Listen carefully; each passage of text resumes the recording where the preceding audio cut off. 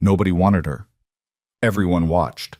Then the barn doors flew open, and nothing in Silver Hollow was ever the same again. She stood in the middle of that barn like a woman waiting to be sentenced, and maybe she was. 24 years old, dress mended twice at the hem, hands that knew more about hard work than any man in that room would ever admit. One by one, they walked past her. Some didn't even slow down. The whispers crawled along the walls like smoke. Eleanor Cross, the disgraced man's daughter, the poor one. She kept her chin up, barely. And then the doors burst open. And in walked the one man nobody expected. If this story finds you tonight, drop your city in the comments. I want to see how far these mountains can reach. Hit that like button and stay with Eleanor until the very last word. You won't regret it. The cold came in under the barn doors the way cold always did in Silver Hollow. Not all at once, but slowly, creeping along the straw-covered floor like it had somewhere to be and wasn't in any particular hurry to get there. Eleanor Cross felt it first in her ankles, then up through the thin soles of her good shoes, the ones she only wore twice a year, Easter and the spring gathering. And she thought, not for the first time that evening, that she should have worn 2 pairs of stockings. But she hadn't known. She hadn't known a lot of things when she'd agreed to come tonight. The Harlan barn sat at the eastern edge of town, big enough to hold half of Silver Hollow on a good night, which is exactly what it was doing. Lanterns hung from the rafters on iron hooks, throwing orange light over the scrubbed plank floors. Someone had dragged in a fiddle player from 2 towns over, and he was working his way through something cheerful that nobody was particularly listening to. Tables along the south wall held enough food to make Eleanor's stomach tighten in a way she hadn't expected. Cornbread still steaming, a whole roasted pig, pies lined up in a row like soldiers. She hadn't eaten much that day. She tried not to think about that. The spring matchmaking gathering was Silver Hollow's oldest tradition and its most quietly brutal one. It wasn't called a matchmaking gathering, of course. Officially, it was the spring social, which sounded harmless, something you might look forward to. But everyone in the territory knew what it was. Families brought their unmarried daughters. Men of means, ranchers, merchants, the occasional successful prospector came to look. Conversations happened. Arrangements were made. Girls left with prospects, or they left without them. And the town spent the following week discussing which was which and why. Eleanor had come because Martha Gaines had talked her into it. "You can't hide forever," Martha had said, standing in the doorway of Eleanor's small house on the edge of town. Her expression caught somewhere between pity and the particular kind of encouragement that people deploy when they think a situation is hopeless but feel obligated to try anyway. "You're 24 years old. You're not ugly. You're smart as anyone I know. Come to the social." "Martha, your father has been dead 3 years. Martha's voice dropped, not unkindly. "At some point, the town has to move on. At some point, you have to move on." Eleanor had wanted to ask which town Martha was referring to, because it didn't appear to be the same Silver Hollow she'd been living in. But she'd come anyway. Because Martha wasn't entirely wrong. Because the winter had been the longest she could remember, spent mostly alone in that cold house with her needlework and her accounts, and the particular silence of a woman who has stopped expecting much from the world. Because some stubborn piece of her, the piece her mother used to call her good-bad quality, refused to accept that this was all there was going to be. She'd worn the blue dress. She'd done her hair carefully. She'd walked into the Harlan barn with her shoulders straight and her expression composed, and for approximately the first 20 minutes, she'd even let herself believe that maybe this time would be different. It was not different. The first man was Clarence Webb, who ran the feed store and had recently become a widower. He was 43 and had the look of a man who had spent a great deal of time being disappointed in things. He approached Eleanor with what seemed like genuine intention, asked her name, heard it, and then something shifted behind his eyes. A quick recalibration, like a man who has reached for something on a shelf and realized at the last moment it wasn't what he thought it was. "Miss Cross," he said, "I knew your father." "Most people in Silver Hollow did," Eleanor said. "Yes." He paused, looked at her in a way that had nothing to do with her and everything to do with the dead man's reputation. "Well, I expect I'll get myself some of that cornbread." He never came back. The second man, Thomas Aldrich, a young rancher from the valley, was at least honest. He didn't even finish crossing the room. He got close enough to catch someone else's eye. Someone who stage whispered, "That's Henry Cross's daughter." And Thomas Aldrich turned on his heel and went to talk to the Beaumont girls, who were giggling near the punch bowl in a way that suggested they were aware they were being watched and enjoyed it. Eleanor watched this happen from 6 feet away. She kept her face very still. The third man, whose name she never caught, shook her hand and then immediately asked her who her father was and how he'd died, and whether it was true that Henry Cross had owed money to half the territory before the end. "He owed money to about a quarter of it," Eleanor said. "I paid back what I could. The rest they were kind enough to forgive." The man nodded like this confirmed something he'd suspected. Then he wandered off to find a drink. By the time the fourth man declined to approach her at all, she watched him assess her from across the room and simply decide. She could see him decide. Eleanor had reached a particular kind of stillness inside herself. Not peace. Nothing as clean as peace. It was more like the absence of surprise. Like she had known this was coming and had come anyway and now was being proven right and didn't have the energy left to be angry about it. She was standing near the east wall, not far from the food tables, close enough that she had a reason to be there, but not so close that she was obviously waiting for anyone. She had a small plate of cornbread that she was eating slowly, mechanically, not tasting it. Across the room, she could see Martha Gaines watching her with an expression that Eleanor was too tired to interpret. She looked away. The fiddle player had shifted to something slower, which didn't help the general atmosphere. "Bet she's hoping one of them has bad eyesight." The voice was low, a woman's voice, not trying particularly hard to be quiet. Eleanor didn't turn to look. She knew without turning that it was Dorothy Marsh, who had been Dorothy Calhoun before she married Wells 7 years ago, and who had been one of Eleanor's close friends in the years before everything, and who had not spoken to her since. "Her father died owing my uncle $60, another voice said. "Ran off with half the mining company's reserves first. Whole family's rotten." "The mother was decent enough," a third voice offered. "Mother's been dead 4 years. A pause. "Still, can't blame the men for being cautious." Eleanor ate a bite of cornbread. It tasted like sawdust. She chewed it anyway. Cautious. That was one word for it. What her father had done was not a simple story, but the town had made it simple, the way towns always do. Henry Cross had been a charming, ambitious, fundamentally flawed man who had convinced a small group of investors to put money into a silver mine that turned out to be worth approximately nothing. Whether he had known it was worthless before he took their money was a question that had never been fully settled. But Silver Hollow had settled it anyway, the way Silver Hollow settled most things, quickly, and in the direction that made the best story. Fraud, they called it. Swindler.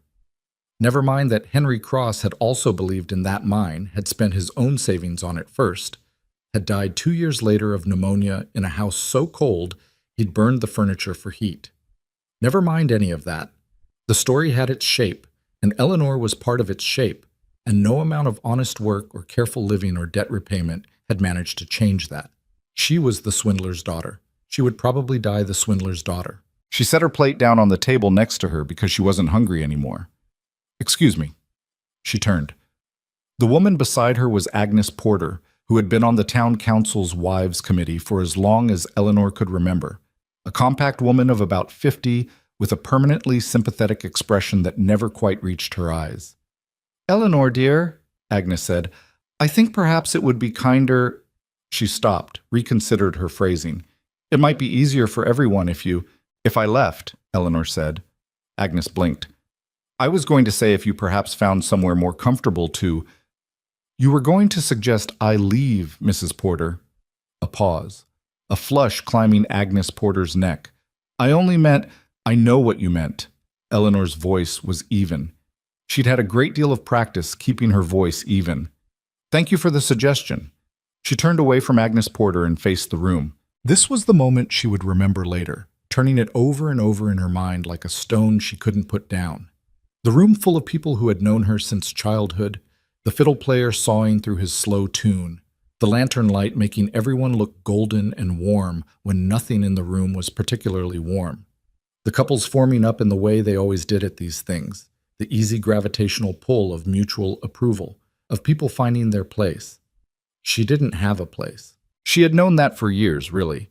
But there is a difference between knowing something in the abstract and being confronted with it in a barn full of people who have collectively, quietly, without malice or drama, simply excluded you from the normal human commerce of belonging. Eleanor Cross was 24 years old, and she was done. Not dramatically, not in the way of a woman who sweeps out of a room. Just done. The way a fire goes out when the wood is gone. Not with fury, but with a quiet exhaustion that left very little behind. She was reaching for her coat on the hook by the side wall when the barn doors opened. Not the small door on the east side that people used to come and go. The main doors. Both of them. The cold hit the room like a fist. Lantern flames jumped sideways. Several women gasped. The fiddle player stopped mid-note, and Gideon Wolfe walked in from the dark. Eleanor would later try to describe what happened in the room when Gideon Wolfe appeared, and she would always fail because the sensation defied straightforward description. It wasn't silence.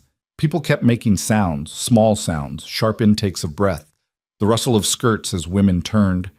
It was more like a change in the quality of attention, like the room had been a room and then suddenly was a different kind of room. He was bigger than she'd expected, and she'd expected big. The stories about Gideon Wolfe circulated through Silver Hollow and the surrounding territory the way stories about certain men always do, with a mixture of reverence and unease, embellishment piled on embellishment, until the actual man, whoever he was, had been buried under his own legend. She'd heard he was 6.5 feet tall. She'd heard he'd killed a grizzly with nothing but a hunting knife. She'd heard he'd once trapped so much beaver in a single season that he'd had to hire 4 men just to haul the pelts down to Creed. The first 2 were probably exaggeration. The third one, she would later learn, was completely true. He was not 6.5 feet tall. He was perhaps 6'2", 6'3", broad through the shoulders in a way that the heavy fur coat he wore only emphasized. Dark hair, a few weeks past needing a cut, pushed back from a face that was strongly made. Not handsome in any conventional sense, but the kind of face that made you keep looking at it, the way you keep looking at mountain ridgelines, something structural and unapologetic about the shape of it, a jaw that needed a shave, eyes that, from across the room, even from this distance, were the particular dark amber of river water over stone. He was 30, maybe 32. He looked older in the way that men who spend their lives outdoors often do, weather-worked, the lines around his eyes deep from years of squinting against wind and snow and sun. He stopped just inside the doors and looked at the room. Didn't say anything, didn't appear particularly concerned by the 30-odd people staring at him. He was wearing snow on his shoulders and mud on his boots, and he didn't seem aware of either. "Wolf," someone said. Tom Beaumont, Eleanor thought, one of the larger ranchers standing near the center of the room, with the easy authority of a man who is accustomed to rooms organizing themselves around him. "Didn't expect to see you at something like this." "I heard there was a gathering." Gideon Wolfe's voice was low. Not quiet exactly. It carried without effort. But low, like the bottom register of a sound that was mostly felt rather than heard. "I had business in town." "Business," Tom Beaumont said, with the slight emphasis that suggested he found this amusing. "This is a social, Wolf, for families, for—" He gestured vaguely at the room, meaning the daughters, the arrangements, the whole careful machinery of it. "I know what it is," Gideon Wolfe said. He looked at the room again. A slower look this time, more deliberate. His eyes moved across the gathered crowd with the attentiveness of a man who scans terrain, not rudely, not with the aggressive assessment of someone trying to make a point, but with a kind of practical focus, like he was looking for something specific. The Beaumont girls had arranged themselves more attractively. Clara Webb, who was 17 and generally considered the prettiest girl in 3 counties, had straightened up and tucked a strand of hair behind her ear. Margaret Foster had developed a sudden interest in standing in better light. These things happened automatically, unconsciously, the way women's bodies respond to the presence of a man with resources and an air of consequence. Gideon Wolfe's gaze moved past all of them. It stopped on Eleanor Cross. She had her coat half on, one arm through the sleeve, one still hanging. She was standing by the sidewall next to the hook where the coats were kept, which meant she was not in the center of the room, not in a good light, not positioned in any way that would suggest she was expecting attention. She had been in the act of leaving. He looked at her for a long moment. Then he walked toward her. The room noticed. Eleanor noticed the room noticing, which was somehow worse. The collective swivel of attention following him across the barn floor, the murmur that rose and then quieted. She stood very still and kept her expression the same as it had been, which was the expression of a woman who has decided not to feel anything she isn't absolutely required to feel. He stopped in front of her, close enough that she could see the details of him. The cold that still clung to his coat, the careful stitching on the fur collar, the particular quality of his attention, which was complete and direct and a little unsettling. "You're Eleanor Cross," he said. Not a question. "Yes," she said. "I'm Gideon Wolfe. I know who you are." Something shifted in his expression. Not quite a smile. His face didn't seem to do smiles easily, but a slight easing around the eyes. "Do you?" It wasn't a question either. "Everyone in the territory knows who you are," Eleanor said. She was aware of the entire room watching them. She found that she couldn't quite make herself care about that right now, which was interesting. "You're the man who trapped more fur than anyone in the High Rockies for the last 6 years. You came down to Creed in November with a wagon full of pelts and bought the Hargrove land outright. People have been talking about it all winter." "People talk a lot in this town," he said. "They do," she agreed. A pause. He was studying her in that way of his, that particular quality of attention that she was already starting to understand was simply how he looked at things, fully, without the social courtesy of pretending he wasn't. "You were leaving," he said. "I was." "Why?" She almost laughed. Almost. She swallowed it. "I think you probably know why, Mr. Wolfe. Unless you missed the last 2 hours. "I got here 20 minutes ago," he said. "I was outside long enough to get the shape of things." "Then you know why." He considered this. "What are you planning to do after tonight?" Eleanor blinked. It was such an unexpected question. Not where are you going, or do you have family elsewhere, or any of the things a person might reasonably ask. But what are you planning to do? As if the immediate future was the only relevant territory. "Go home," she said. "Get up tomorrow. Work." She paused. "Same as most days." "What kind of work?" "Sewing. Some bookkeeping for the merchant on Main Street, enough to get by." "You've been getting by for how long?" She looked at him. 3 years, since my father died."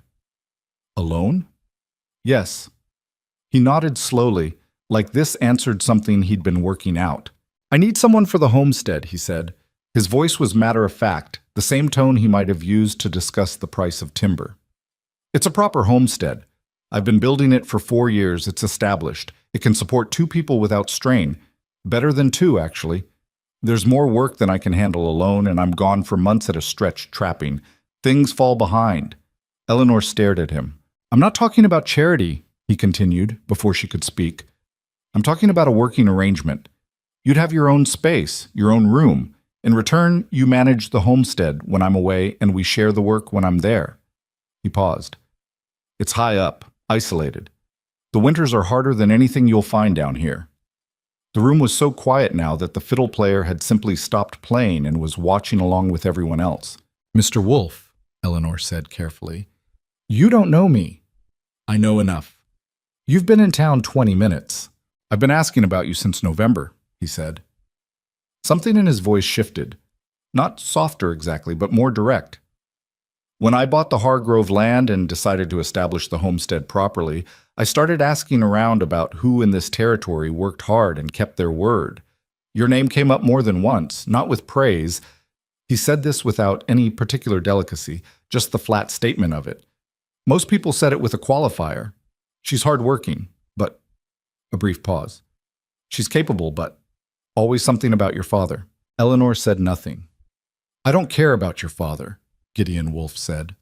The words landed in the quiet barn with a weight that the room seemed to physically register. She saw Dorothy Marsh's head turn. She saw Agnes Porter's expression go through several things quickly. "I care about whether a person can work," he continued, "and whether they'll stay when things get hard. Based on what I've heard, you've been staying through hard things for 3 years without anyone's help." Eleanor looked at him for a long moment. Her heart was doing something strange and uneven in her chest, but her face was still. She'd learned to keep her face still a long time ago. "You're asking me to come and live in the mountains with you," she said. "A man I've never met." "Yes." Most people would say that's an insane thing to do. Most people say a lot of things. He glanced briefly at the room around them. A single, level glance that somehow managed to take in the whole of it. The watching faces, the suspended judgment, all of it.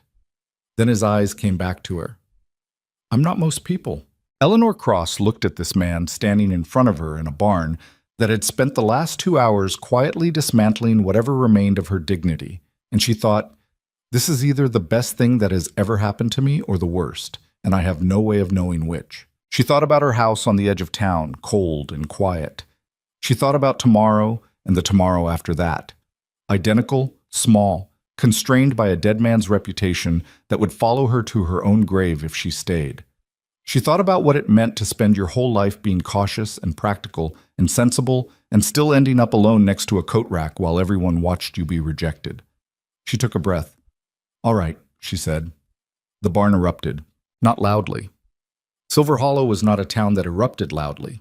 It erupted in a specific frontier way, a sharp murmur, the sound of 20 conversations beginning at once, a collective exhale that was half shock and half something else, something that Eleanor, pulling her coat fully onto both shoulders, chose not to examine too closely.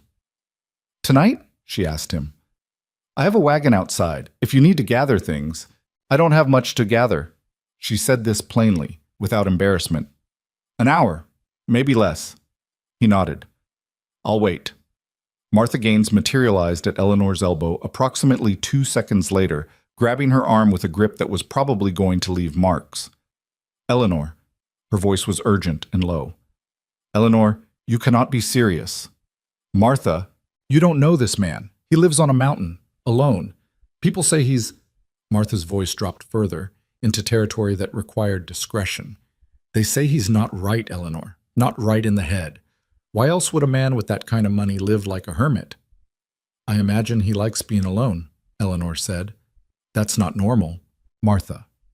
Eleanor turned to face her friend, her oldest friend, the woman who had talked her into coming tonight and had watched the entire evening unfold and had still not said a word when the fourth man turned away. She kept her voice gentle because Martha had a good heart and mostly meant well. "I came here tonight because you told me I couldn't hide forever. You were right, so I'm not hiding. I'm going." Martha looked stricken. "This isn't what I meant." "I know." Eleanor squeezed her hand. "Thank you for tonight." She left Martha standing there and walked toward the barn doors. Across the room she caught Dorothy Marsh's eye. Dorothy's expression was something she couldn't read. Complicated, layered, the expression of someone watching a story turn unexpectedly. Eleanor looked away first. Outside, the cold was absolute and real and indifferent to her in the way of things that were simply weather. No cruelty in it, no judgment, just the fact of it. A covered wagon stood in the yard, 2 horses, dark shapes in the dark. The lantern from the barn threw enough light to see by, barely. Gideon Wolfe came out behind her a minute later and walked to the wagon without speaking. He checked the horses in a brief, practiced way and then stood waiting. Eleanor looked up at the sky. The stars were out in the high cold, more of them than you ever saw from inside a town. The kind of sky that required darkness to exist properly. "How far?" she asked. 2 days, closer to 3 in this weather." She looked at him. In the dark, with the barn light at his back, his face was mostly shadow. She thought again, best or worst, best or worst. "Is there anything you want to know about me?" she asked. "Before we go." He seemed to consider this. "Can you ride?" "Reasonably well." "Can you handle a rifle?" "I've handled one. I wouldn't say I'm accomplished." "That can be fixed." A pause. "Are you afraid of heights?" "I don't know. I've never been particularly high." He nodded like this was a reasonable answer. "That's enough for now," he said. "We can talk on the road." Eleanor climbed up onto the wagon seat before he could offer to help her, which she suspected he hadn't been planning to do anyway. She settled herself and pulled her coat tighter and looked out at the dark road ahead. Behind them, through the walls of the Harlan barn, she could hear the fiddle players starting up again. Gideon Wolfe climbed up beside her and gathered the reins and clicked his tongue at the horses, and the wagon started to move. Silver Hollow slid past her on either side. The merchant's shuttered windows, the dark church, the house that had been her father's and then hers, and that she was leaving without any particular ceremony. She watched it go. She waited for the feeling that was supposed to come when you leave a place. Grief, maybe, or relief, or some clean emotion with a name. What came instead was just the cold, and the sound of the horse's hooves on the hard road, and the dark mountains ahead, enormous against the stars. "Mr. Wolfe," she said, after they'd been moving for a few minutes. "Gideon," he said. "Mr. is for lawyers and undertakers." "Gideon." She tried the word out. It fit him in the way that some names fit, like it had been made for that particular face. "Why me?" Silence for a moment. The horses moved. The dark moved around them. "I told you," he said. "I needed someone who could work and who wouldn't leave when things got hard." "You could have hired a man for that." "I've hired men." A pause. "They leave. Women leave too." "Some do." He wasn't looking at her. His eyes were on the road, on the dark ahead, on the particular quality of attention he seemed to give everything. "I had a feeling about you." "A feeling," she repeated, careful to keep anything resembling mockery out of her voice, because it didn't seem like mockery was a good idea right now. "Not romantic," he said, flatly and without apparent discomfort. "A practical feeling. The kind you get about tools or horses or the weather. Something that tells you this is the thing that will hold." Eleanor sat with that for a moment. A tool, she thought. A horse. The weather. She should have found that insulting. She noticed that she didn't, quite. There was something almost, not comforting, but grounding about it. After 2 hours of being evaluated for entirely the wrong things, of being found wanting because of things that had nothing to do with her, there was something strange and real about being wanted for her capacity to hold. "I might disappoint you," she said. "You might," he agreed. "That doesn't concern you?" He thought about it. "I've been disappointed before. I'll manage it." She almost laughed again, a real one this time, surprised out of her. She managed to keep it to a small sound, barely audible over the wheels on the road. "What?" he said. "Nothing." She paused. "Just, most men would lie." He looked at her then, sideways, a brief look. "I don't lie much. It takes energy I don't want to spend." That's an interesting reason to be honest. It's the honest one. The road curved north, and the mountains resolved out of the dark, closer than they'd seemed from town, enormous and white-peaked and genuinely indifferent to the small wagon moving toward them. Eleanor watched them come. She thought about the women back in that barn, Clara Webb, the Beaumont girls, Dorothy Marsh, and tried to imagine which of them would be sitting where she was sitting right now, moving toward those mountains. None of them. She wasn't sure whether that made her brave or simply desperate. She decided it probably didn't matter much, and pulled her coat tighter against the cold, and watched the mountains fill up the sky ahead. The road north wound through pine forest, the trees pressing close on either side, the wagon rocking on ground that was half frozen and uneven. The horses were steady animals, a matched pair of dark bays that Gideon handled with the casual competence of someone who'd been doing it long enough that it had stopped requiring thought. He didn't talk much. She'd expected that, or thought she had, but the quality of his silence was different from the silences she was used to. The silence of people who had nothing to say to her, the silence of a house alone. His silence was occupied somehow. Present. "Can I ask you something?" she said after a time. "You can ask." "Why haven't you hired a woman before? If you needed someone for the homestead." A long pause. Longer than usual. "I did," he said. She waited. 2 years ago, a widow from Alamosa. Seemed practical, seemed capable. He paused. She lasted 4 months. Couldn't stand the isolation. Couldn't stand... He stopped. Started again. Couldn't stand a lot of things. "Did you..." She chose her words carefully. Was she treated fairly? His jaw tightened. Not anger, she thought. Something else. "I thought so. She didn't." A pause. "I don't always..." He seemed to be working something out, constructing a sentence from parts that didn't naturally fit. "I don't always explain myself well. I'm not..." He stopped again. Not what? Easy, he said. I'm told I'm not easy to live with. Eleanor considered this. Who told you that? The widow from Alamosa, a dry note in his voice. At length. What did she say specifically? He glanced at her, seemed surprised by the question. That I was cold, that I never explained my thinking, that I expected things without saying what those things were. He paused. She said living with me was like living with a door that might be locked or might be open, but never told you which. Eleanor sat with that image. It was a precise description, she thought, precise and probably fair. And you think I'll be different? She asked. In what way? I think you know what it is to figure things out without being told. His voice was careful. I think you've had to read rooms and situations and people your whole life because nobody was going to do it for you. That's a different kind of person. She was quiet for a moment. That's perceptive. I pay attention. You do, she agreed. The trees thickened around them, the road narrowing, the last lights of Silver Hollow long gone behind them. Ahead, the dark was complete except for the stars and the dim reflected white of snow on the peaks above. It was genuinely cold now, the kind of cold that found its way through wool and leather and made you very aware that you were a warm animal in an environment that wasn't designed with warm animals in mind. Eleanor's feet were numb. She didn't say anything about it. After a while, Gideon reached behind the seat without looking and produced a heavy blanket, rough wool, smelling of cedar and horse, and held it out to her. She took it, pulled it over her lap, and the worst of the cold retreated to the edges. Thank you, she said. He nodded, kept driving. She thought he knew my feet were cold, and he did something about it without making a production of it. It was such a small thing. It was, she realized, not a small thing at all, Shambas said. They stopped twice in the night, once to rest the horses, and once because Eleanor, who had been determined not to admit to any weakness for at least the first 24 hours, finally had to acknowledge that she needed to stop.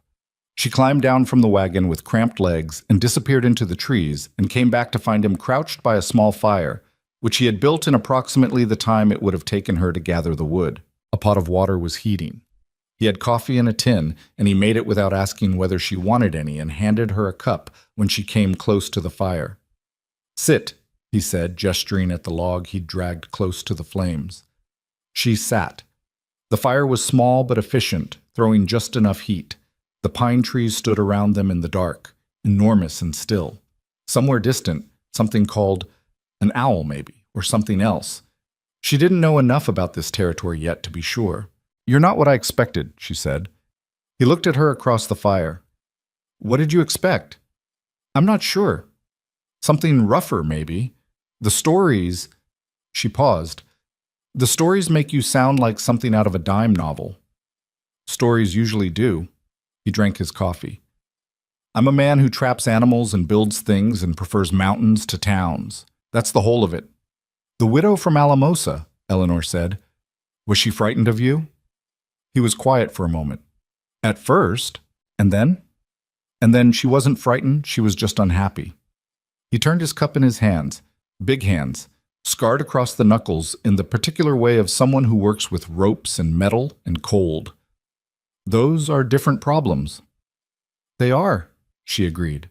She looked at him across the fire and thought, I am sitting in the middle of a pine forest in the Rocky Mountains at what must be 2 a.m. with a man I met 4 hours ago, and I am not frightened.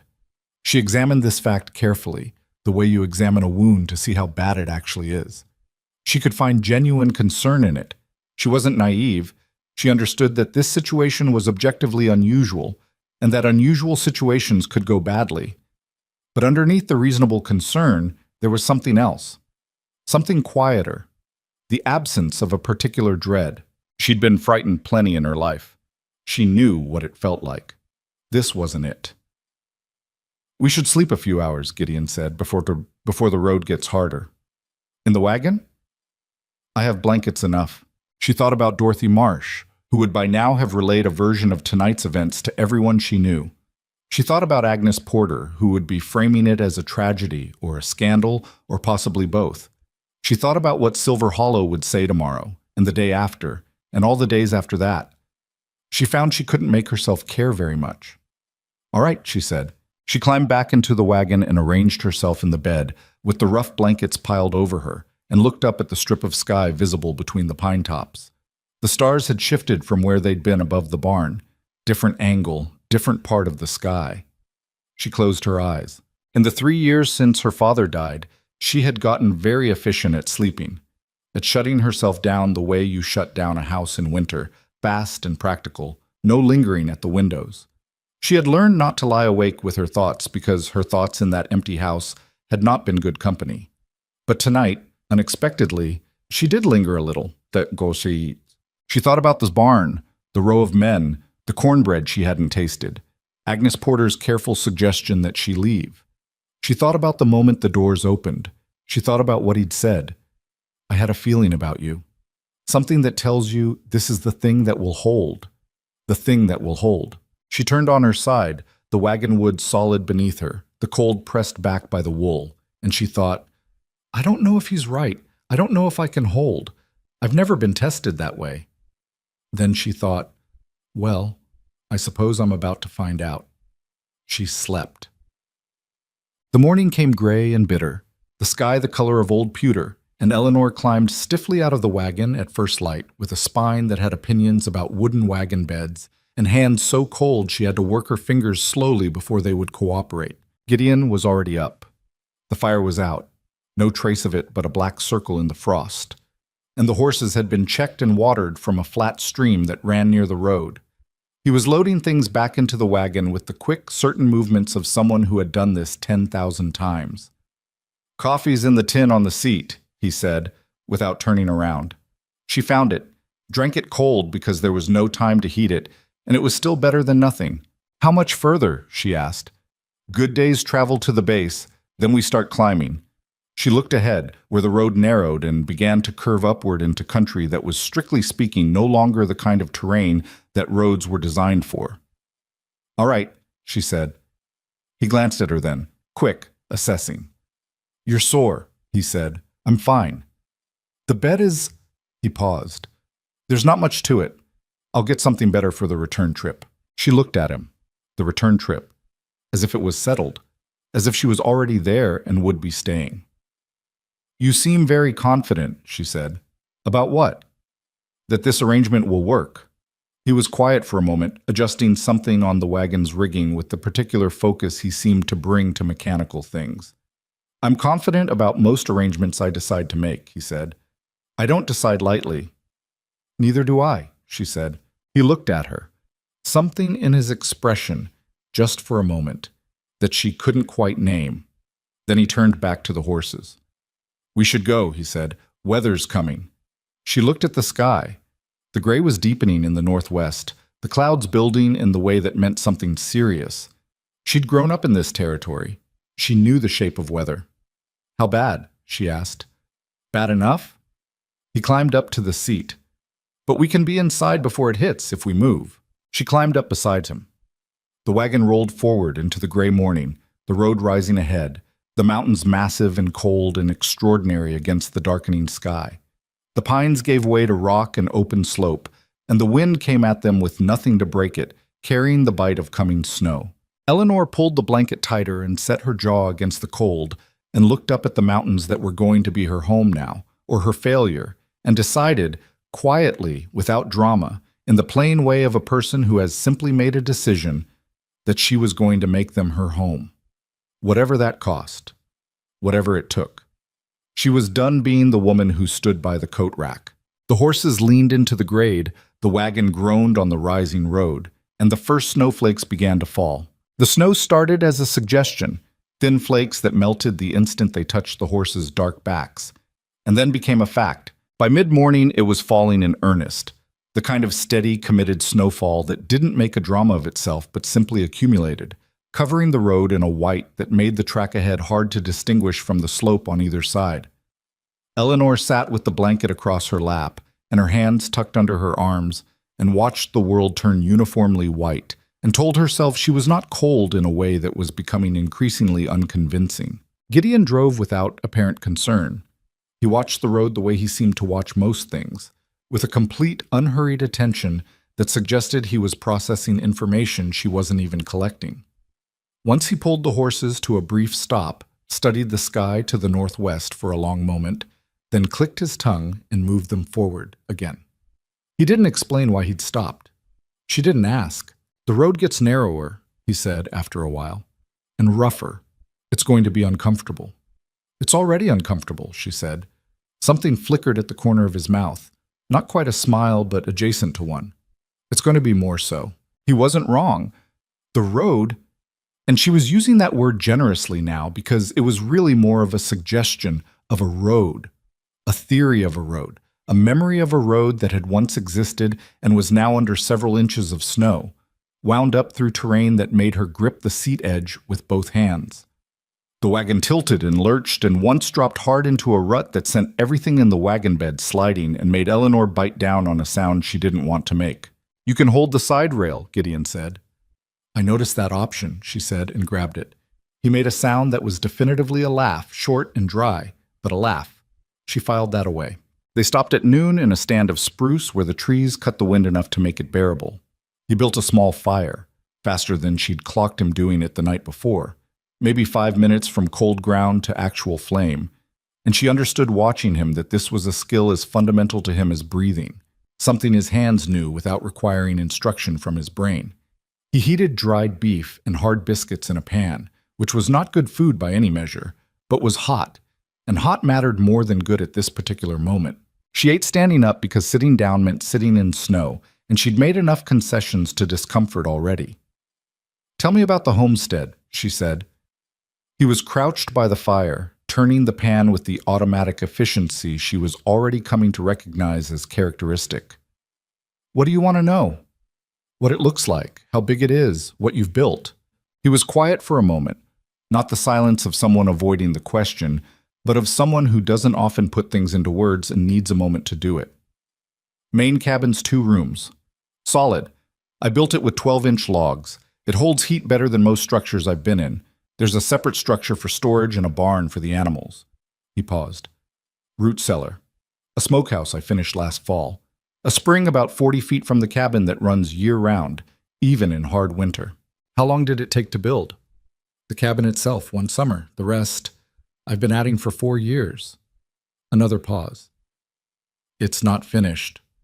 Things like that aren't finished exactly. You keep adding as you need." "What needs adding now?" He looked at her. "Why?" "Because if I'm going to be managing it, I should know what state it's in." He studied her for a moment with that level attention, then looked back at the fire. "The eastern wall of the barn needs reinforcing before next winter. The smokehouse door hangs wrong, so it doesn't seal the way it should, and I lose heat. Root cellar could use more shelving." He paused. "The main room could use a second window. Gets dark." "I can build shelving," Eleanor said. He looked at her again. "My father was not a useful man," she said, without particular bitterness, just the plain fact of it. "So I learned to do the things he couldn't. I've built shelving, replaced a porch board, fixed a roof leak with pitch and cedar shingles." She paused. "I'm not a carpenter, but I can manage the practical things." "Good," he said.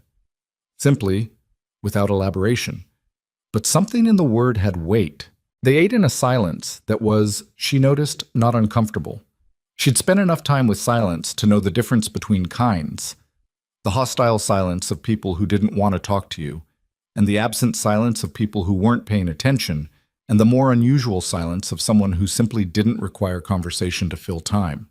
Gideon Wolfe was the third kind. It didn't demand anything of her. She thought this might be something she could work with. The fire went out in the snow and they moved on. The afternoon was harder. The road, she'd stopped calling it that internally, now it was simply the way up, climbed in switchbacks through terrain that grew increasingly severe. On her left, the mountain rose sharply. On her right, the ground dropped away into a valley that was beautiful and absolutely fatal-looking, a long white fall to a frozen stream far below. She kept her eyes forward. Once the wagon's rear wheels slid on an icy patch, and she grabbed the rail and felt the whole vehicle shudder in a way that seemed like genuine prelude to catastrophe. And then Gideon had the horses in hand and they were steady again, and he hadn't made a sound during any of it. "Does that happen often?" she asked, when her heart had returned to its normal location. "Sometimes," he said. "What do you do if the wagon goes over?" He was quiet for a moment. You jump clear. Get as far from the horses as you can. Have you had to do that? Once. Broke 2 ribs. He said this with no more inflection than he might report the price of flour. Wagon was a loss, lost most of the season's supplies. Eleanor looked at the drop to her right. And then? Then I walked down to the nearest settlement and resupplied and went back up. She looked at him. With 2 broken ribs. There's not a lot of alternative, he said. You can't stay where you are. You can't leave things half done. You get up and you figure out the next thing. She turned this over. It wasn't philosophy. It wasn't delivered as philosophy, at least. It was just a description of what had happened, what he'd done. The matter-of-factness of it was somehow more instructive than any amount of deliberate wisdom. You get up and you figure out the next thing. She'd been doing something like that for 3 years. She just hadn't had a name for it. The light was going when they came to the first camp, a rough structure, barely more than 4 walls and a roof, built into the side of the slope under a granite overhang that kept the worst of the snow off. Gideon called it a way station. He had 3 of them on the route between the homestead and town, each a day's journey apart, each stocked with enough firewood and basic supplies to make a night survivable. It was by any ordinary standard extremely bleak inside. A plank bunk against one wall, a small iron stove, a crate that held a coffee tin, a bag of dried beans, and a half-depleted sack of cornmeal, a single lantern hanging from a nail. Eleanor stood in the middle of it and said nothing. Gideon got the stove going. The wood was dry. He kept it that way, she would learn, everything organized against the eventual moment of need. And the fire caught fast and threw heat that the small space accumulated quickly. Within 20 minutes, it was bearable. Within 40, it was warm enough to take off her coat. She sat on the edge of the bunk, which was boards with a blanket over them, and thought, this is where I'm sleeping tonight, and it is fine. This is fine.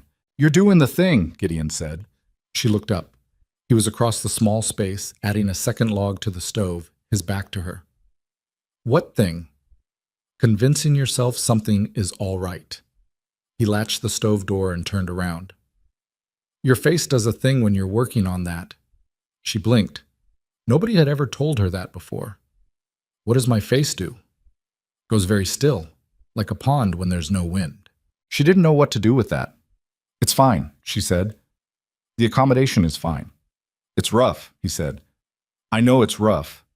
You don't have to pretend it isn't. I'm not pretending. Eleanor. He said her name with a directness that landed somewhere behind her sternum. You came from a town where people have been making you pretend things are fine for 3 years.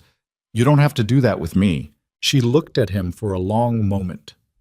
The stove ticked and popped behind him. The lantern light threw shadows up the rough log walls, and the wind outside pressed against the small structure with a persistence that she would eventually learn was just the ordinary sound of this altitude. All right, she said. It's bleak. The bunk looks like sleeping on a door. The wind sounds like it's trying to get in and is personally offended that it can't. Good, he said. That's the truth of it. Is that better? It's more useful. He pulled the crate out and started working on something with the dried beans and the small pot, the efficient motions of someone who has cooked in worse conditions than this many times. If you tell me things are fine when they're not, I don't know what to fix. She watched him cook. He wasn't particularly graceful at it. He measured things by instinct and got the fire wrong the first time and had to adjust. But he was competent in the way that mattered, which was that food was produced and it was hot and it was enough. He handed her a bowl without ceremony and sat across from her on the crate and ate his own. Can I ask you something personal? She said. Probably. The widow from Alamosa. What was her name? He looked at her. Ruth, he said. Ruth Carey. What happened to her after she left? Went back to Alamosa, married a farmer, last I heard. A pause. She made the right choice. The mountains aren't right for everyone. I didn't... He stopped, seemed to be weighing something. I wasn't easy on her. I see that now. I expected her to adapt without explaining what she was adapting to. Eleanor considered this. What would you have explained if you'd known to? He was quiet for a moment, looking at his bowl. That the isolation gets physical, he said. It's not just an absence of people. It's a presence of something else. The quiet, the scale of it. Some people find it peaceful. Some people find it like being buried. He paused. I should have told her that before she came. You're telling me now. I am. Does that mean you learned something? His jaw moved. Not quite a smile. I hope so. She finished her beans, which were plain and somewhat undersalted, and stared at the near wall of the shelter while the stove worked and the wind pressed and the darkness outside became complete. She thought about Silver Hollow, which felt already further away than one day's travel should account for. She thought about Martha Gaines and what she must be saying. She thought about her house, the cold, empty rooms, the needlework basket on the table. She didn't feel grief about any of it. She wasn't sure what she felt. Something that hadn't settled into a name yet. Can I ask you something now? Gideon said. Yes. When did it get bad? In town? For your family? She was quiet for a moment. It was bad before the mine, she said. My father was charming and unreliable, and my mother knew it and loved him anyway, which I think wore her down over time. The mine just... She paused. The mine made it public. Before that, it was a private thing, the way a lot of difficult marriages are private. After, there was nothing private about any of it. How old were you? When he took the money? 19. When he died, 21. She turned her bowl in her hands. By then, my mother had been gone a year. She got sick the winter he lost everything. I think she was already tired, and the sickness, it moved fast. You were alone at 21. Yes. And you stayed. I didn't have anywhere to go. She paused. And I had debts with my name attached to them, even though I hadn't made them. I wasn't going to leave without settling what I could. She paused. That's probably the thing that made me stay that I'm least sure about. What do you mean? Whether it was integrity or stubbornness. She set the bowl down. My mother called it my good-bad quality. The part of me that won't let go of things even when letting go would be easier. He looked at her. In the lantern light, the amber of his eyes was darker, more like old wood than river water. I'd call that integrity, he said. You might. The town called it stubbornness. Said I should have moved on instead of trying to pay off a dead man's debts. The town didn't have your name on the debts. No, she said. They didn't. He was quiet for a moment. The people you owe, are they settled? The ones I could reach, yes. There's one, a man named Aldrich in Pueblo. I've written 3 times and never received an answer. I don't know if he's dead or if he simply doesn't want to engage. She paused. I have $17 set aside for him still. Gideon's expression shifted. You've been setting aside money for a man who might be dead. I owe it. He studied her for a long moment. Then he looked away, at the stove, at nothing in particular. We'll find out, he said. When I go to Pueblo in the fall, I'll find Aldrich. She stared at him. You don't have to. I go to Pueblo every fall for supplies. It's not additional trouble. Gideon. She said his name with the same directness he'd used on hers and saw him register it. I don't expect you to manage my debts. I'm not managing your debts, he said. I'm passing through Pueblo and making an inquiry. Those are different things. He stood up and collected the bowls with the economic movements that seemed to be his natural mode. You should sleep. Tomorrow's harder than today. She looked at the plank bunk. Harder than today, she repeated. Yes. In what way? The pass, he said. We go through it tomorrow. It's not... He paused, and she understood that he was doing something deliberate, which was telling her the truth about a thing instead of managing her expectations. It's steep and exposed, and with this snow, it will be slow, and there's no shelter in the middle of it. We'll need to move straight through without stopping. Eleanor absorbed this. How long through the pass? 3 hours. Maybe 4 if the snow is bad. She thought about the wagon tilting toward the drop, the wheels on ice, the horses leaning into the grade. She thought about 4 hours of that on terrain that was harder than what they'd already covered. All right, she said. He looked at her like he was expecting something else. That's all? What else would you like me to say? Most people have more questions or objections. I have questions, she said. But none of them change the situation. The pass is there. We have to go through it, and worrying about it tonight won't make it shorter tomorrow. She paused. Is there anything I should know that would actually help? He considered this. If I tell you to do something, do it immediately. Don't think about it. Don't ask why. The horses will tell you things before I do sometimes. If they stop, there's a reason. What reason? Could be the ground ahead isn't solid. Could be ice. Could be a crack under the snow. When they hesitate, you hesitate. She nodded. What else? If you fall, curl and roll away from the slope edge. Don't try to grab things on the way down. It just gives you more to break. He said this with the flat practicality of someone who has given this speech to the terrain itself, to himself, many times. And keep your weight forward on descents, not back. I'll try to remember that. You will remember it, he said. When you need to, you will. She was too tired to parse what exactly he meant by that, whether it was confidence in her specifically or just a general statement about human beings under pressure. She lay down on the plank bunk with the rough blanket pulled over her and closed her eyes and listened to the wind work itself against the walls, finding no purchase. She slept in pieces, waking twice to wind gusts that shook the structure and once to the sound of something moving outside, something large, and lying still in the dark listening until it moved away. She didn't know what it was. She decided not to know, at least not tonight, and went back to sleep. Morning came in the color of pewter again, but different. Lighter, the snow stopped, the sky to the east showing the first thin yellow edge of something that might become sun. She climbed out of the bunk and pulled on her boots and coat with stiff hands and went outside and stood in air so cold it felt solid. The world up here was a different category of landscape than the one she'd grown up in. The valley below was invisible, lost in morning cloud. The slopes above were white to the tree line and gray rock above that, and then the ridge line against the sky, hard and clear and far away and enormous. She had grown up looking at mountains. She had not understood until this moment that looking at mountains and being inside them were different experiences entirely. It was, objectively, one of the most beautiful things she'd ever seen. It was also, objectively, terrifying in a way that had nothing to do with the specific danger of the pass or the cold or any practical threat. It was the scale of it, the indifference of it, the way it simply existed, immense and ongoing, without any reference to the small woman standing at the door of a rough shelter having the most significant week of her life. Eat something before we go, Gideon's voice behind her. She turned. He was standing in the shelter doorway with 2 cups of coffee and what appeared to be yesterday's biscuits, hard and cold. She took both the offered cup and biscuit without comment and kept looking at the mountains. Does it ever... She stopped. What?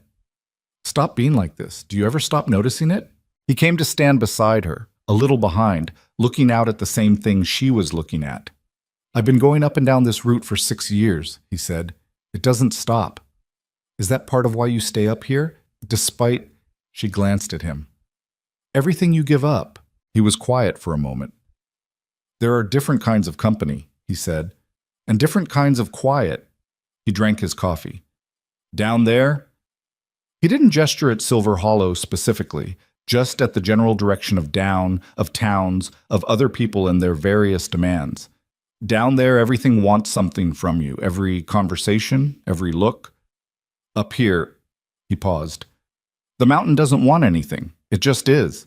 She understood that in a way she hadn't expected to. She thought about the barn, the weight of all those watching eyes, all of them wanting something from her, some of them wanting her to fail so the story could be coherent, some of them wanting her to succeed so they could be magnanimous about it, very few of them wanting simply nothing, wanting to just let her be. Yes, she said, I understand that. He looked at her sideways. I thought you might. They went through the pass. She would not later be able to describe it clearly. Memory does that with extreme experience, breaks it into pieces, drops some, sharpens others past the point of accuracy. What she remembered was the width of the track, which was barely enough for the wagon and had no margin, and the way the air changed at elevation, thin and bright and unforgiving, and the sound of the horses breathing, labored and steady, the plumes of their breath visible in the cold. She remembered her hands on the side rail, white-knuckled, and the way she made herself look forward rather than to the right where the drop was. Once the lead horse, the bigger bay, stopped dead. She didn't ask why. She didn't think. She held completely still. Gideon had the reins in one hand and was looking at the track ahead, that complete attentive focus. After a moment, he said, "Easy," to the horse in a low voice, and they moved again, veering slightly left. She looked at where they'd been about to go and saw the snow there had a different quality, a flatness over nothing, the particular texture of surface with no substance under it.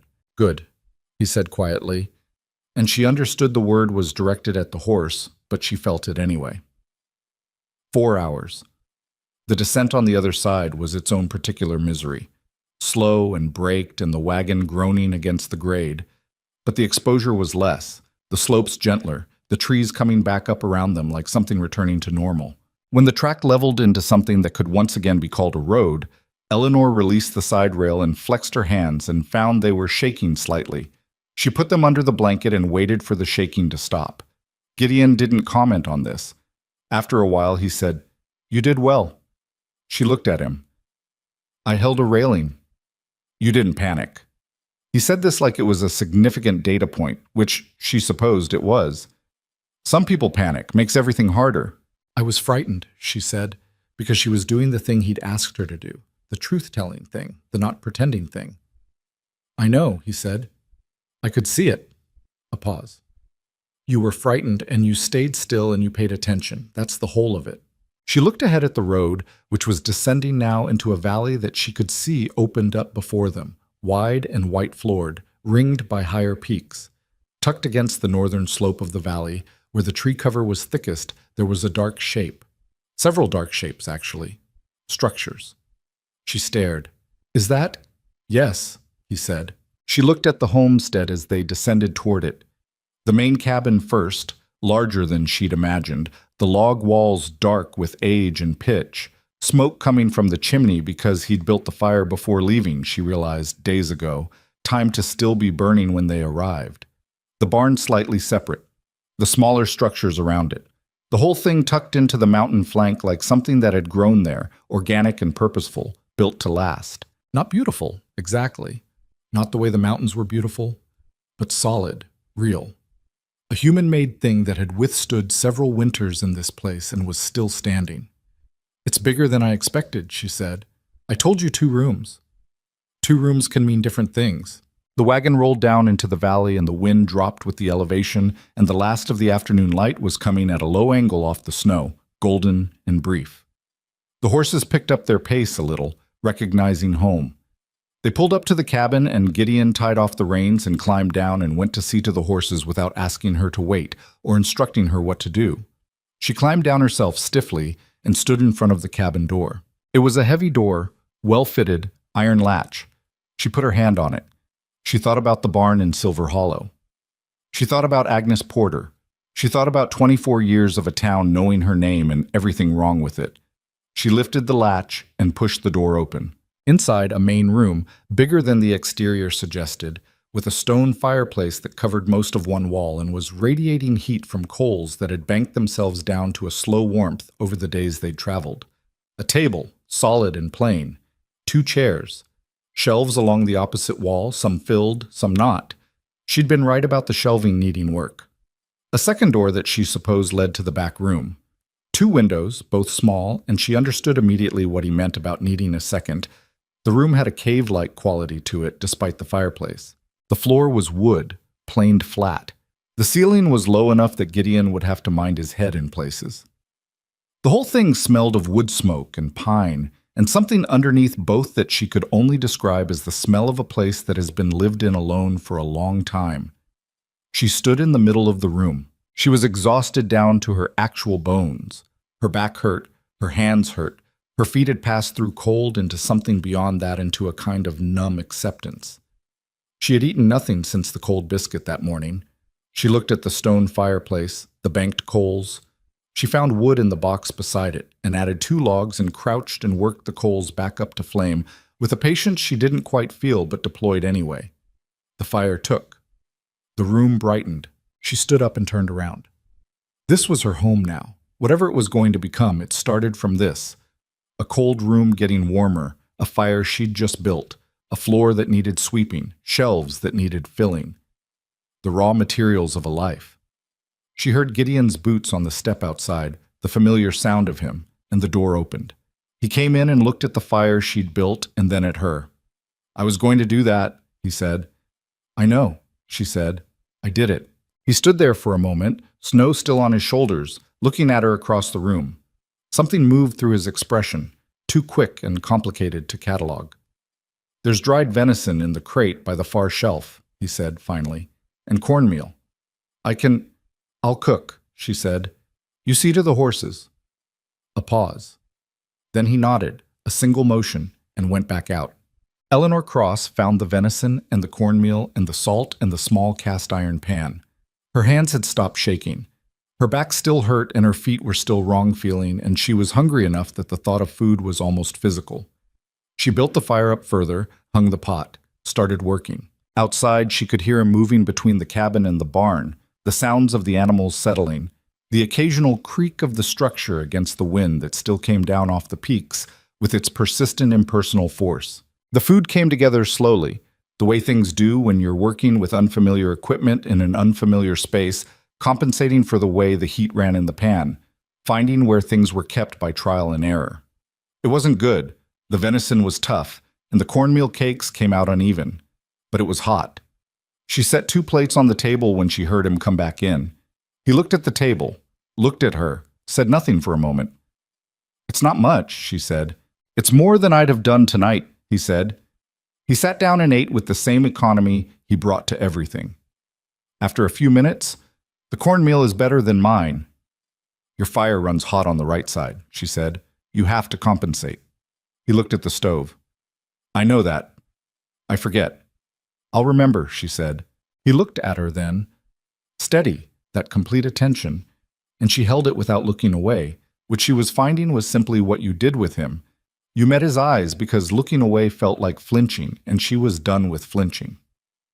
You're going to be all right up here, he said. Not a question. I expect I am, she said. The fire snapped behind her. The wind ran its cold hands along the outside of the cabin and found no way in. Beyond the walls, the mountains stood in their permanent way, vast and indifferent, and she was beginning to understand, not hostile, just present, just themselves. She finished her food and set the plate aside and looked at the uneven shelves and the room that needed a second window and the floor that needed sweeping, and thought about all the work ahead of her. She was not afraid of work. That, at least, had never been her problem. The first week was the hardest, and not for the reasons Eleanor had anticipated. She had expected the cold to be the problem. She had expected the isolation, the physical demands, the steep learning curve of a life lived at altitude where everything, fire starting, food preservation, even the simple act of hauling water, required more effort than it did at lower elevation. She had prepared herself for all of that, or tried to. What she hadn't prepared for was how much she didn't know that she didn't know. The first morning she went to the spring to haul water, she filled both buckets and started back and slipped on the iced ground between the spring and the cabin and went down hard on her left knee and spilled both buckets completely. She sat on the frozen ground for a moment, knee throbbing, staring at the water already absorbed into the snow, and thought very clearly, this is going to take longer than I thought. She got up, went back to the spring, filled the buckets again, this time with her weight lower, her steps shorter, her attention on the ground instead of the cabin door ahead. She made it back without spilling. Gideon watched this from the barn doorway, she discovered later. He didn't come to help, didn't comment. She only knew because she asked him directly, 2 weeks in, why there were 2 parallel lines of wood ash running from the spring to the cabin along the most used path. The ash gives grip, he said, on the ice. She looked at the lines, looked at him. You did that the first morning. After I watched you go down, he said. He wasn't apologetic about it, exactly. I should have done it before you went out. I forget that other people haven't learned the paths yet. You could have told me, she said. Yes, he agreed. I could have. A pause. I'm better at fixing things than warning about them. I noticed. She said it without particular irritation, which seemed to surprise him. I'll start a list. Things I should know that you know, but won't think to mention. He looked at her. What kind of list? Where the ice forms, which wood burns longest, how far I can push the horses before they need rest, that kind of thing. She paused. Things that live in your head that you don't know aren't obvious. He was quiet for a moment. That's a sensible idea, he said. like it had occurred to him that it was sensible, and he wasn't going to pretend otherwise. They started the list that evening after supper, Gideon talking and Eleanor writing in the small notebook she'd brought from Silver Hollow. One of the few things she'd packed, along with 2 changes of clothes, her mother's shawl, and $17 in a cloth envelope. The list went for 3 pages that first session, and grew over the following weeks into something that lived on the shelf near the door and that both of them added to, in different handwriting, as new things surfaced. It was, she would later think, the first real evidence that they were figuring out how to live together. The work itself was relentless. Winter at that elevation was not seasonal inconvenience. It was a constant active force that required constant active response. Wood had to be split and stacked daily because the cold burned through it faster than she'd have believed possible. The animals needed tending twice a day without exception, and the barn, she quickly understood, was its own small ecosystem requiring management. The food stores had to be monitored, rotated, protected against the cold that would freeze them and the warmth that would spoil them, a narrow corridor between 2 kinds of loss. Her body, which she had considered functional and reasonably capable, turned out to have opinions about all of this.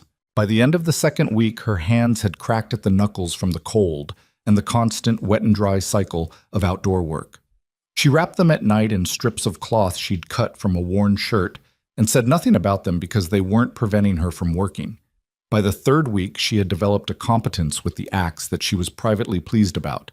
Not skill, exactly, but a functional rhythm, weight and angle and follow-through, the wood splitting along the grain when she found it right. One afternoon, Gideon came around the corner of the cabin and stopped. Watching her work through most of a cord of pine without stopping, and something on his face, she was still learning to read his face, still cataloging its limited but real vocabulary, shifted into something that wasn't quite approval, but was in the neighborhood of it. "You're wasting movement on the backswing," he said. She lowered the axe. "Show me." He took it, demonstrated, a shorter, more controlled arc, the power coming from the hips rather than the arms. She watched carefully, took the axe back and tried it. "Better," he said. "It doesn't feel as strong." "It doesn't need to feel strong. It needs to be efficient." He paused. "You have to do this for months. Feeling strong doesn't matter if you're worn out by February." She tried again, and again. He stood and watched without apparent impatience, which she was coming to understand was simply how he was, patient with practical learning in a way he wasn't always patient with other things. When she got it closer to right, he said, "There," in a flat voice and walked away, which was his version of enthusiastic feedback. She smiled at the woodpile. Nobody saw it. The dynamic between them settled into something she hadn't expected and couldn't have predicted, a working rhythm that had its own logic. Mornings were separate. He was up before light, had the fire going and coffee on, and was usually in the barn or working on something external before she was properly awake. She took over the inside, breakfast, the water, whatever needed doing in the cabin, and then they joined on the larger tasks, the ones that required 2 people. He gave directions without explaining them and then slowly began explaining them when she asked. She asked often enough that eventually he started anticipating her questions, which she noticed but didn't comment on. She cooked. He cleaned the dishes, which she hadn't asked for and which he simply did, without negotiation from the first week. She understood this was his way of accounting. She did one thing, he did the equivalent other, the balance maintained without discussion. It wasn't easy. It wasn't smooth. There were days when his silences felt less companionable and more like walls, and she couldn't tell whether something was wrong or whether this was just how he moved through certain days, and asking felt like intruding on territory she hadn't been given access to yet. There were days when she was short-tempered from cold and fatigue and said things with an edge that she didn't quite intend, and he would go quiet in a different way. Not hurt, she didn't think, but recalibrating, the way you recalibrate around something that moves unexpectedly. One evening in the 4th week, she snapped at him over something small, the placement of a tool, some minor disorganization, and immediately knew it was the wrong response to the wrong thing, that what she was actually tired of was the cold in her cracked hands and the particular quality of exhaustion that accumulated over weeks without relief. She stood there in the aftermath of it, the small, sharp words hanging in the air between them. "I apologize," she said. "That was unfair." He looked at her. "It was," he said, not cruelly. just the flat acknowledgement of it. "I'm tired," she said. "My hands hurt, and I've been cold for 4 weeks, and that's not your fault, and I shouldn't have—" "Eleanor," he said it quietly. "You don't need to explain it, just—" He paused, seeming to search for what he meant. "Don't swallow it either. If you're tired and hurting, say so. Not at me, but say it." She blinked. "Why?" "Because if you tell me, I can do something about it, or not do something that makes it worse." He paused. "I'd rather know." She looked at her hands, the wrapped knuckles. "My hands," she said. "I've been managing it, but it's getting worse." He was quiet for a moment, then moved to the shelf on the far wall and rummaged through the back of it in a way that suggested he knew exactly where something was and was locating it without looking. He produced a small tin and brought it over and set it on the table in front of her. "Rendered bear fat with calendula," he said. "I make it in the fall, for the hands." He paused. "I should have given it to you 3 weeks ago. I keep it for myself and I forgot you'd need it." She opened the tin. The smell was odd, animal and herbal, not unpleasant. She worked it into her cracked knuckles and felt the immediate quality of it, the way it sat on skin rather than evaporating like water, actual barrier rather than temporary relief. "Thank you," she said. He nodded and sat back down at the table where he'd been sharpening a trapping knife, the small, careful motions of the whetstone on the blade. After a moment, she sat down across from him and picked up her mending. They sat like that for an hour, the fire working, the wind outside making its usual case for itself, neither of them talking. But it was different from the silences of those first days, less like two people in the same space and more like two people in a shared space, which is a distinction that sounds subtle and isn't. She started to know things about him the way you come to know things about the landscape you move through. Not all at once, not through any organized effort, but gradually, through accumulated detail. He didn't sleep well. She knew this because she was a light sleeper herself and heard him sometimes at odd hours. The sound of him moving in the main room, the stove being stoked when it didn't need stoking, the particular quality of quiet that meant a person was awake and not at ease. She never commented on it, but she started banking the fire higher in the evenings so the coals would last longer, and she noticed that the nighttime moving around happened less frequently after she started doing that, and she didn't know if there was a connection, and it didn't particularly matter. He had a system for everything. Every tool had a location, every supply had a rotation, every task had a sequence. At first this seemed like rigidity, and then she understood it was actually a form of care, that up here, where the margin for error was genuinely small, organization was not a preference, but a form of safety. She adopted his systems where they made sense and modified them where she had improvements, and the second part she did carefully, transparently, explaining her reasoning. He listened, considered, and either agreed or explained why his way mattered. Both of these happened roughly equally, which she respected. He could fix almost anything mechanical. She watched him rebuild the smokehouse door mechanism over 3 cold mornings, his big hands working in gloves too thick for fine work, swearing quietly under his breath when something wouldn't cooperate. He swore in an interesting variety. She collected the phrases privately with something that was almost amusement, and then fixed whatever it was anyway. He read in the evenings sometimes. She hadn't expected that. He had a small shelf of books, not many, maybe a dozen, that included what appeared to be a surveying manual, 2 volumes of natural history, a battered copy of Thoreau's Walden that looked like it had been read many times, and a collection of Shakespeare plays bound in cracked leather. She picked up the Shakespeare one evening while he was reading the natural history, and he watched her do it without comment. "Have you read these?" she asked. "Some of them." "Which?" He thought about it. "The tragedies, mostly." She looked at the spine. "That's a particular preference." "They're more honest," he said. She opened to a page at random and read for a while. He went back to his book. The fire burned. The wind ran its nightly examination of the cabin's defenses and found them, as always, adequate. "Can I read this?" she asked, meaning borrow it. "It's yours if you want it," he said, without looking up. She looked at him. "I don't need you to give me your books." "I've read them." He turned a page. "It's more useful with you." She kept the Shakespeare. She told herself she'd return it when she was done, and then she never did, and he never asked for it back. The cold deepened in the 5th week in a way that felt less like weather and more like the mountain asserting something fundamental. The temperature dropped to a range that Gideon told her, flatly, could kill an unprotected person in under 20 minutes. He told her this not as a warning, but as a data point, in the same voice he used to tell her about the ash paths and the wood rotation, and she received it that way. Useful information, not threat. She started understanding the cold as a language. It had degrees, textures. The cold that came off the peaks in the morning had a different quality than the cold that settled in the valley at night. The cold that preceded a storm was specific. A particular stillness, a heaviness in the air, the animals restless. She learned to read the horses, which turned out to be as accurate as any barometer she'd encountered. One morning she came in from the barn and said, "Storm coming, 2 hours maybe."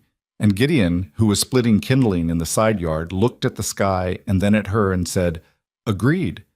And they spent the next 90 minutes doing the things you did before a storm. Securing the barn, moving the wood supply inside, checking the root cellar, making sure everything was where it needed to be. The storm came in 90 minutes. He didn't say anything about her being right. He didn't need to. The simple fact of it was sufficient. She was learning to operate in that kind of economy, where things were simply done or not done, where the feedback was the outcome rather than the approval, where she didn't need someone to tell her she'd done well because the wood was split and the animals were fed and the storm was survived, and that was its own accounting. It changed something in her, slowly, something she didn't have words for yet but could feel. A realignment, like a door rehung on better hinges. She thought about this one afternoon while hauling water, 2 successful trips to the spring and back, the ash path well worn now under her boots, and she tried to identify what exactly had changed, and the nearest she could get to it was this. In Silver Hollow, her value had always been calculated against things she couldn't control. Her father's name, her mother's death, the money lost in a mine that had never produced anything. Up here, her value was calculated against what she actually did. Every day. It was simple and it was hard, and it was, she found, an enormous relief. She came back into the cabin and set the buckets down and found Gideon sitting at the table looking at a piece of paper with the expression of a man working through something difficult. "What is it?" she asked. He looked up, held out the paper. She took it. It was a letter, or the start of one, only a few lines written in his careful and somewhat laborious hand. He wrote the way he talked, economically, choosing words like he was paying for each one. The letter was addressed to a trading company in Denver, and from what she could read, he was negotiating a supply arrangement. But something in the language was off. Too blunt, the kind of blunt that would close doors rather than open them. She looked at him. "This is for the spring supply?" "I need to establish a new arrangement. The man I was using retired." He paused. "I'm not good at this kind of writing." She read it again. "You're not wrong about the arrangement you want. The language is just..." She considered. "It reads like a demand. What you want is for them to want to do business with you." "I'm offering them money. They should want to do business with me." "They have other people offering them money," she said. "You need to give them a reason to prefer you." He looked genuinely puzzled by this, as if it had not occurred to him that commerce involved any dimension beyond the transaction itself. "What kind of reason?" "Reliability, volume, long-term relationship." She pulled out the chair across from him and sat down. "May I?" He slid the paper across.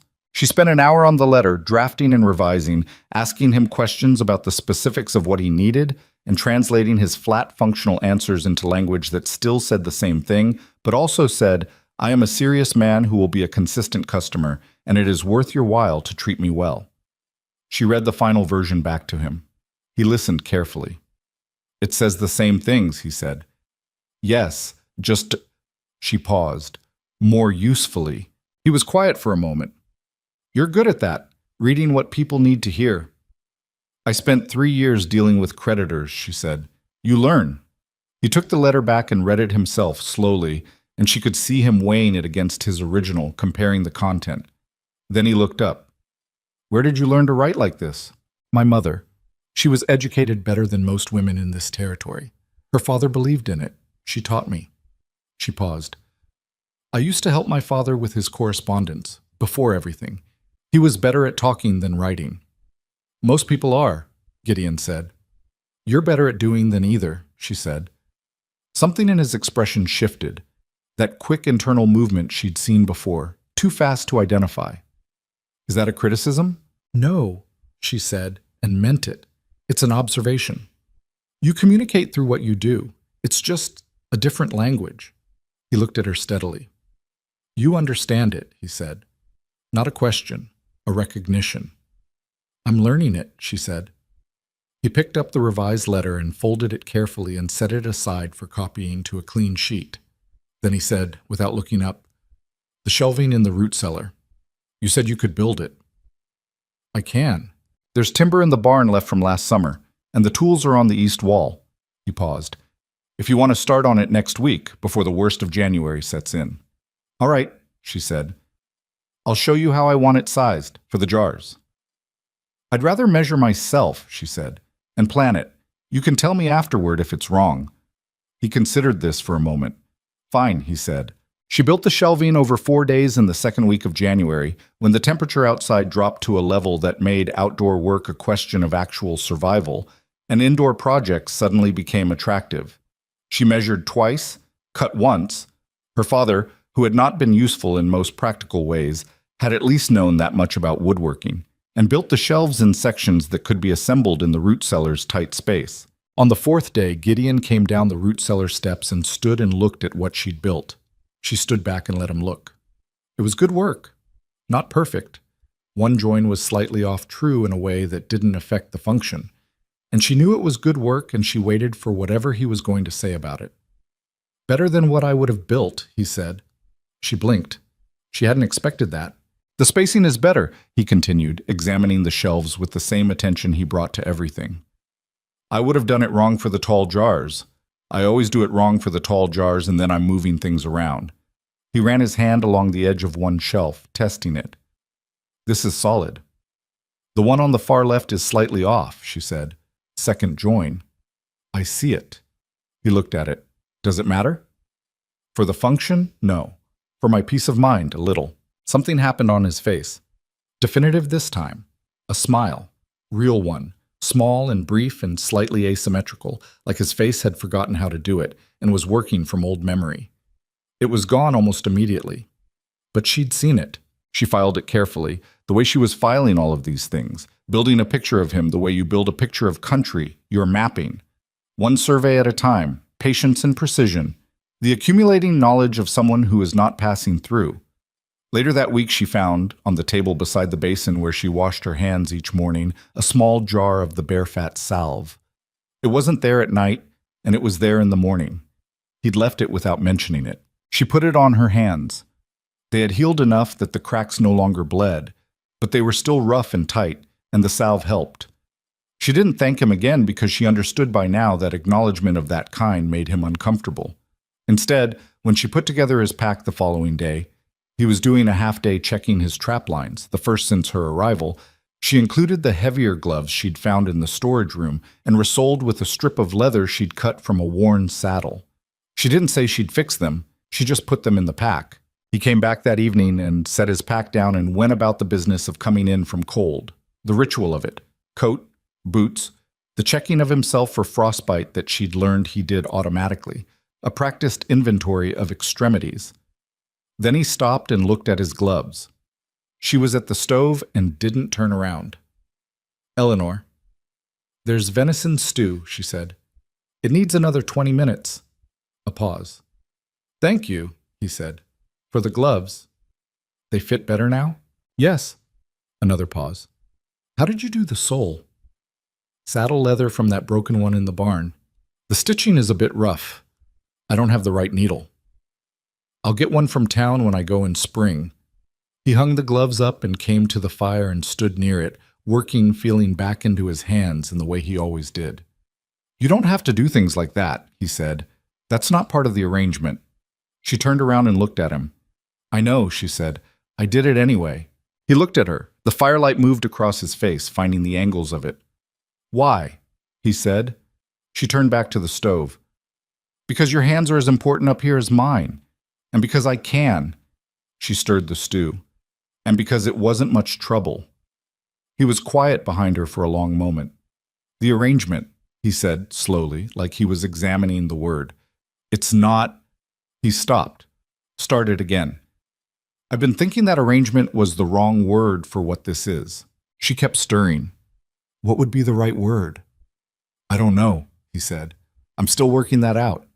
She said nothing. The stew simmered. Outside, the dark had come fully down and the temperature was dropping in the particular way of clear winter nights, fierce and clean. The stars coming out above the peaks with a brightness that still caught her off guard when she looked at them.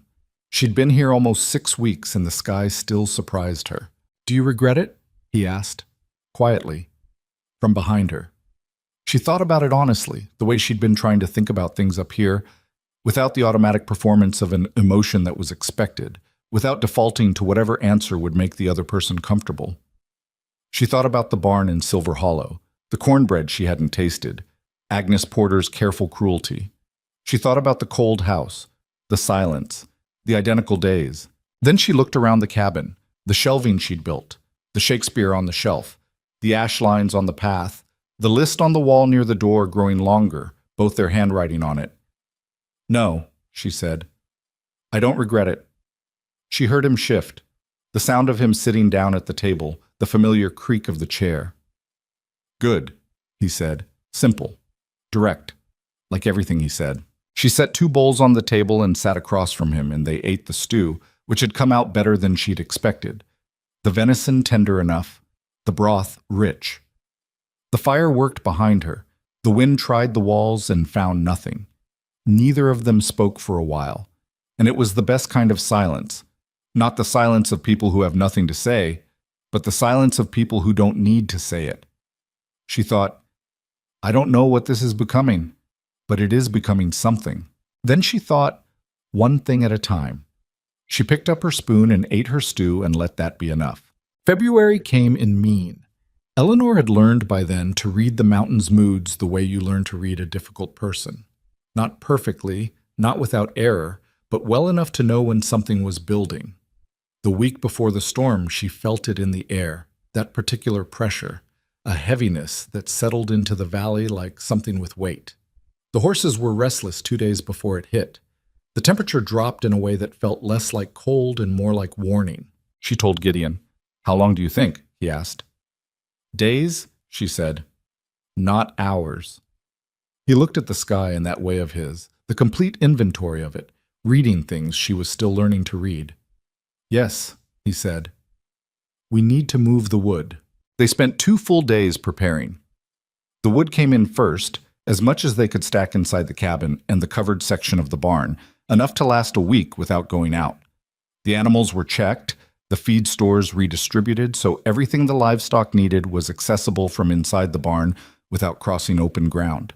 She reorganized the root cellar, brought the most needed things up into the cabin, checked every seal and every joint and every place where cold could find its way in. She mended a split in the barn wall with pitch and strips of hide that Gideon had cured the previous fall, working in the dim barn light with the horses watching her in the companionable way they'd developed over these weeks. The big bay. She'd started calling him Samuel, which Gideon had acknowledged with a look, but not contradicted, pressing his nose briefly against her shoulder before losing interest. Good boy, she told him, and meant it, and felt only a little foolish about it. Gideon was checking the trap lines that week. He'd been rotating them through the winter, running a circuit that took him out for stretches of hours, occasionally overnight when the lines were set at the far reaches of his territory. He knew these mountains the way she was only beginning to learn the homestead, bone deep, instinctive, a knowledge that had accumulated over years of the kind of sustained attention that leaves a mark on a person. He went out on a Thursday morning, the sky already carrying that yellow-gray quality that preceded serious weather. Eleanor watched him go from the cabin doorway, the familiar sight of him, big and dark against the white landscape, moving through snow with the long, efficient stride she'd catalogued now over weeks of watching. He had his rifle and his pack and his trapping tools, and he knew these mountains. She'd told herself that every time he went out, and it had always been sufficient because it had always been true. Back by dark, he said, before he left. He said this every time he went out. It was the closest thing to reassurance he offered, and she'd come to understand it as such. Be careful of the North Ridge, she said. It's been making noise. He paused. What kind of noise? Settling. I heard it 2 nights ago. The cold contracts the rock. He considered this. I'll go around it. Then he was gone into the white. She worked through the morning, the bread she'd been developing. Trial and error. The sourdough starter she'd coaxed to life from flour and water and patience was finally producing something she was not embarrassed by. She baked, tended the fire, checked the barn at midday, mended a tear in the canvas covering the woodpile. The work had its own rhythm now, comfortable, hers in a way that had taken weeks to establish, and that she'd come to rely on. By early afternoon, the sky had changed, not gradually. That was the thing about mountain weather. It didn't always give you the slow announcement. 1 hour the yellow-gray was holding steady, and the next the clouds were moving with a purpose that made her stomach tighten. She went to the door and looked out and saw the darkness coming from the northwest like something deliberate. She checked the barn again, double-checked the feed, made sure every animal had water before it could freeze, came back inside and added wood to the fire and positioned more wood close to the stove. Then she stood at the window, the one that faced the direction Gideon would come from, and watched the storm come in. It hit around 3 in the afternoon. Not hard at first. The wind came first, the way it always did, rattling the shutters and working the door against its latch. Then the snow came sideways, which was a different thing entirely from snow that fell. Snow that had intention and velocity and reduced visibility to nearly nothing within 20 minutes. Dark came early. She lit the lanterns, fed the fire, made coffee that she didn't particularly want, and sat at the table and listened to the storm press itself against the cabin with a force that would have frightened her 3 months ago and now only made her careful. He should have been back. She knew the terrain well enough by now to estimate, if he was at the near trap lines, 2 hours. If he'd gone to the middle ones, 3. The far lines were a full day, but he didn't do those alone in winter, or at least he told her he didn't. She calculated and recalculated, and the math kept coming out the same. He should have been back before the storm hit, and the storm had been hitting for 2 hours. She did not panic. She made herself not panic by making her body do things. More wood on the fire, water heated on the stove. The lamp in the window turned up as high as it would go, which was a practical action and also something else, something that had no practical name. She checked the barn at 4:30, fighting the wind to get the door open, the snow driving against her face with a pain that was past cold and into something else. The animals were settled, huddled together in the animal way that distributed warmth. She talked to them for a few minutes, more for herself than for them, and came back in. By 5, she was walking the length of the cabin. 12 steps one way, 12 steps back. She made herself stop because it wasn't useful. She sat down and picked up the Shakespeare and stared at the page and read the same line 4 times without it meaning anything. She thought about what he'd told her in the first week, about the wagon going over. You can't stay where you are. You can't leave things half done. You get up and you figure out the next thing. She thought, I don't know what the next thing is if something has happened to him. She didn't complete that thought. She put it down and kept it down. At 5:43, she knew the time because she'd been watching the clock with the obsessive attention of someone who has nothing to do but wait. The cabin door burst open. Not the careful, managed opening of a person returning home. It flew back on its hinges with a force that wasn't entirely the wind and hit the inside wall and let in a wall of cold and snow and dark. And Gideon. He was standing in the doorway, and for 1 second she didn't understand what she was seeing because he was standing and she'd been building scenarios in which he wasn't, and her mind was slow to revise. Then she saw his left arm, the way he was holding it against his side with his right hand, the dark that was on his coat that was not shadow and not mud. She was across the room before she'd decided to move. Inside, she said. Come inside right now. He moved, which was good. She would later understand how significant it was that he was still moving under his own power. And she got the door shut behind him and turned and looked at him in the full lantern light and made herself do it without flinching. His coat was torn from the left shoulder down to the elbow, not cleanly, in the way that something with considerable force and something sharp had made contact. Through the tear, she could see the shirt beneath was dark with blood, soaked through, and the blood was still moving, which meant the wound was still open and active. His face was very white, which on a man of his complexion took some doing. Sit down, she said. Sit down, Gideon. He sat in the chair she pulled out for him. the motion careful and controlled, but she could see the control it required, the way he braced himself against the table edge. "Wolf," he said, "caught in a trap. I was trying to release it, and it—" He stopped. She could see him doing the same thing she'd done earlier, making his body remain managed when it wanted to do otherwise. "It was a big one. I didn't see how big."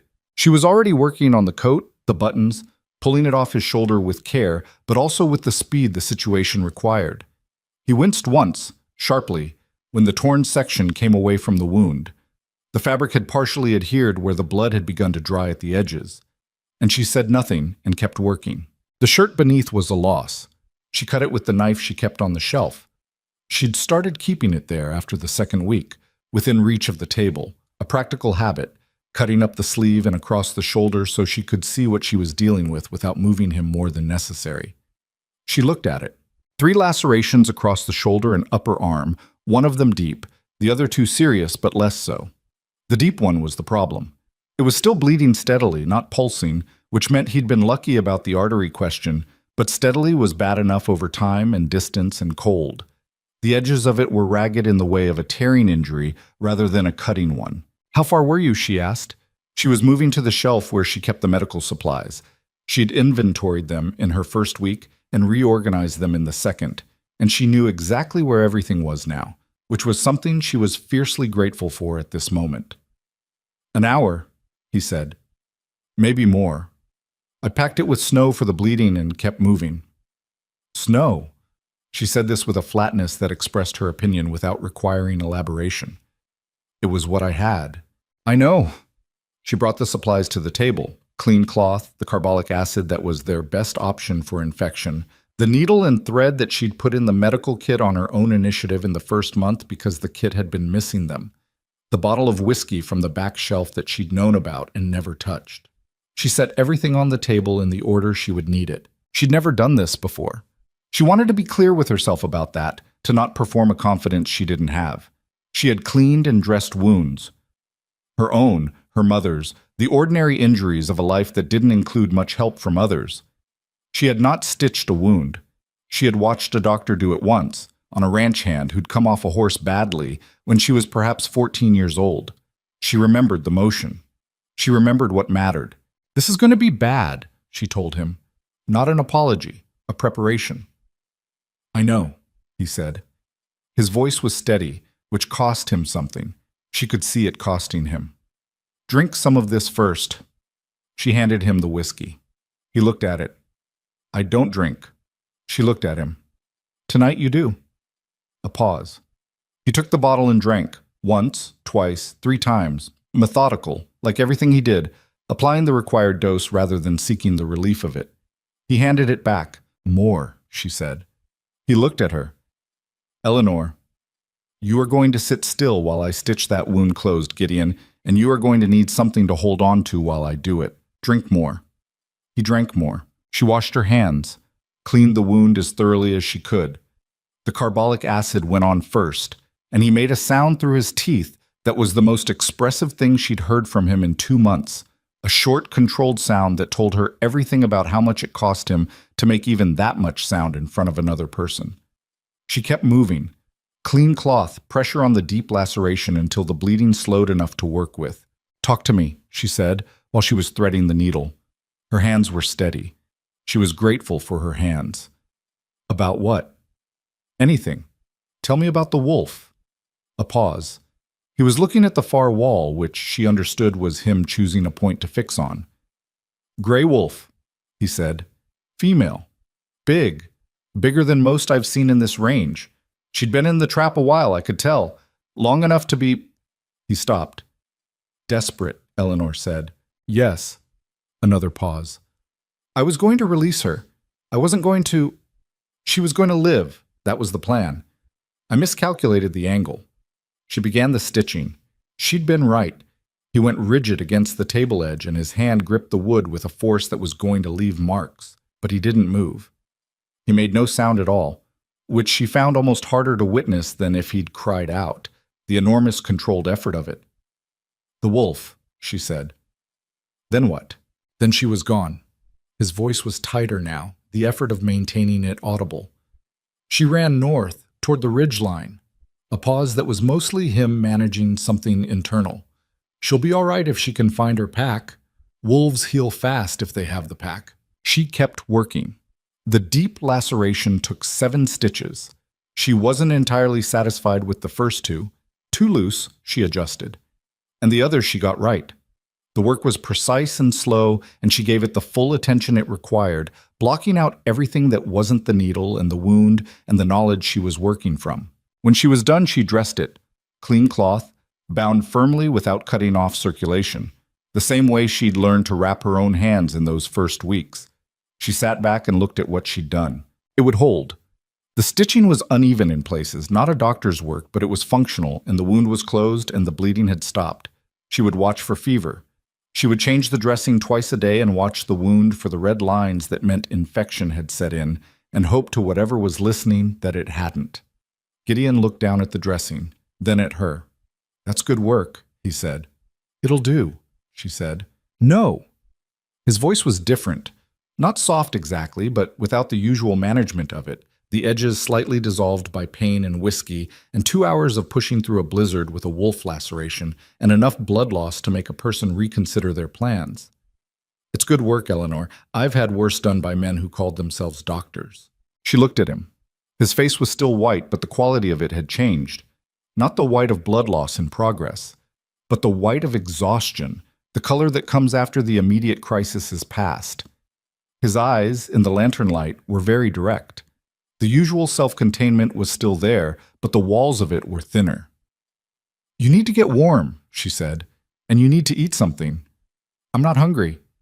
"That's the blood loss talking. You need to eat anyway." She made him something simple.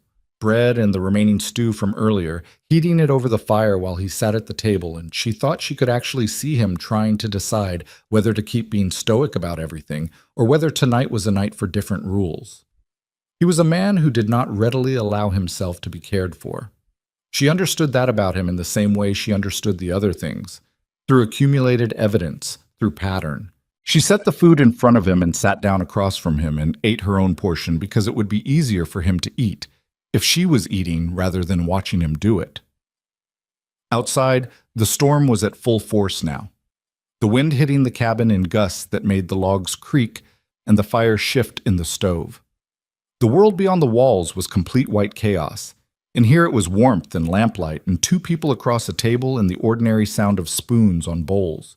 After a while he said, "You didn't panic." "No." "Why not?" She considered the question seriously. "I don't know," she said. "I've found that panic is loudest right before you need to act. If you start acting, it gets quieter." He looked at her. "Where did you learn that?" 3 years of being the only person who was going to handle a problem," she said. "If I panicked, nobody else was going to step in. So I just stopped and did what needed doing." He was quiet for a long moment, looking at her in that way of his that she had come to think of as his reading the terrain look. The full attention without apology for it. "The widow from Alamosa," he said. "Ruth, when she got sick, a bad fever, in her 2nd month here, she asked me to take her down the mountain immediately, in the middle of winter." Eleanor waited. The pass wasn't safe. 2 days of hard weather, the road wasn't passable. "I told her we had to wait 2 days and I would take care of her here." He paused. "She thought I didn't care. That I was choosing the mountain over her. That's when things broke, I think. Whatever was going to work between us." "Did you explain?" "I tried. I'm not—" He stopped. "I explained it the way I explain most things, which is like giving someone a map and expecting them to navigate it themselves." He looked at the table. "She needed me to sit with her and say I was frightened too, and I couldn't do that." "Were you frightened?" "Yes," he said, simply. "Are you frightened now?" she asked. A pause. "My arm could go wrong," he said. "Infection. I've seen it happen." He said this with the same matter-of-factness he brought to most things, but underneath it she heard what it was. Not denial of the fear, but a man trying to be honest about something he wasn't practiced at. "I know," she said. "I'm going to watch it. We change the dressing in the morning and look for signs. If it's clean in 3 days, we're past the worst of it. And if it's not clean, then we deal with that when it comes." She met his eyes. You told me once, you can't stay where you are. You can't leave things half done. You get up and you figure out the next thing. Something crossed his face, recognition maybe, or something more complicated. You remembered that, he said. I remember most of what you tell me, she said. He was quiet. The fire shifted. The storm hit the north wall in a gust that was loud enough to interrupt any conversation less grounded than the one they were having, and neither of them flinched. She stood to clear the dishes, and he reached out with his right hand and caught her wrist. Not hard, just enough to stop her. And she went still. I need to say something, he said. She waited. He looked at the table first, gathering words the way he gathered other things, methodically, selecting what was necessary. Then he looked up at her. I brought you here because I thought I was solving a practical problem, he said. The homestead needed someone capable, and you needed somewhere to be, and the arrangement made sense on paper. A pause. That was true, but it wasn't the whole truth of why. Eleanor was very still. When I walked into that barn, he said, I watched for 20 minutes before I walked across the room. And I watched a lot of people in those 20 minutes. The men who wouldn't cross the floor to talk to you. The women who were talking about you. The ones who knew you and looked away. He paused. And you. I watched you stand in the middle of all of it and not break. Not pretend it wasn't happening. Not perform some... He searched for words. Some dignity that was bigger than it was. You just stood there and took it and didn't fold. His voice was quiet, level, the words chosen with care. I've been places that would break most people, and I've met people who should have broken and didn't, and I know what that looks like. It looks like a person who has something real in them, something that's been tested and held. Eleanor's chest was doing something she couldn't fully manage. You saw all of that in 20 minutes, she said, and her voice came out steadier than she felt. I pay attention, he said. You know that about me. I do, she said. His hand was still around her wrist, not gripping, just there, present. She was aware of it the way you become aware of things you hadn't accounted for. I don't know how to do this, he said. The admission cost him something. She could see it cost him. This is not something I have any experience with. The other thing, the thing that isn't arrangement or partnership. Neither do I, she said. Honestly, I've spent 3 years making sure I didn't need anyone. That doesn't make a person practiced at this. No, he said. So we're both bad at it, she said. His mouth moved, that small, asymmetric, almost smile that she'd catalogued, that she'd been watching for. It appears so. She looked at him. At this man who lived in mountains because the world below demanded too much of him in the wrong ways, who communicated through actions rather than words, and was sitting here trying to find words anyway, who had a wolf laceration on his arm and 2 months of her shelving in his root cellar, and her handwriting on a list by the door, and her Shakespeare on his shelf. She turned her wrist slowly until his hand fell away, and then she put her hand over his, briefly, a direct and deliberate thing. Get some sleep, she said. I'll sit up for a while and watch the fire. You don't need to. Gideon, she said it firmly. You've lost blood and you're running on whiskey and stubbornness and you need to sleep. I'll be right here. He looked at her for a long moment. You're going to do it anyway, he said. Yes. Even if I argued, especially then, he made that sound again. The short, dry, reluctant laugh that she'd been collecting since the first night. He stood, carefully, and she watched him do it with the monitoring attention she was going to give everything about him for the next 3 days, whatever he chose about that. He stopped at the door to the back room and looked at her. Eleanor. Yes. Thank you, he said, for...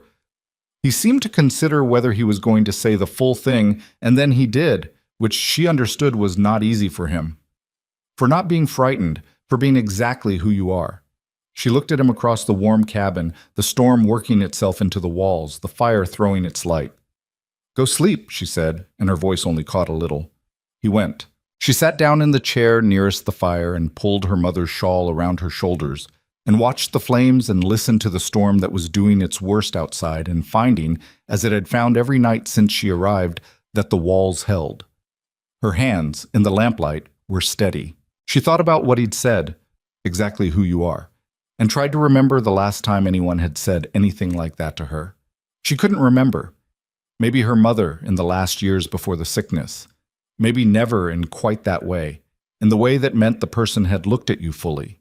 The inconvenient parts, and the difficult parts, and the parts that didn't fit anyone's story about you, and had chosen all of it anyway. The fire settled.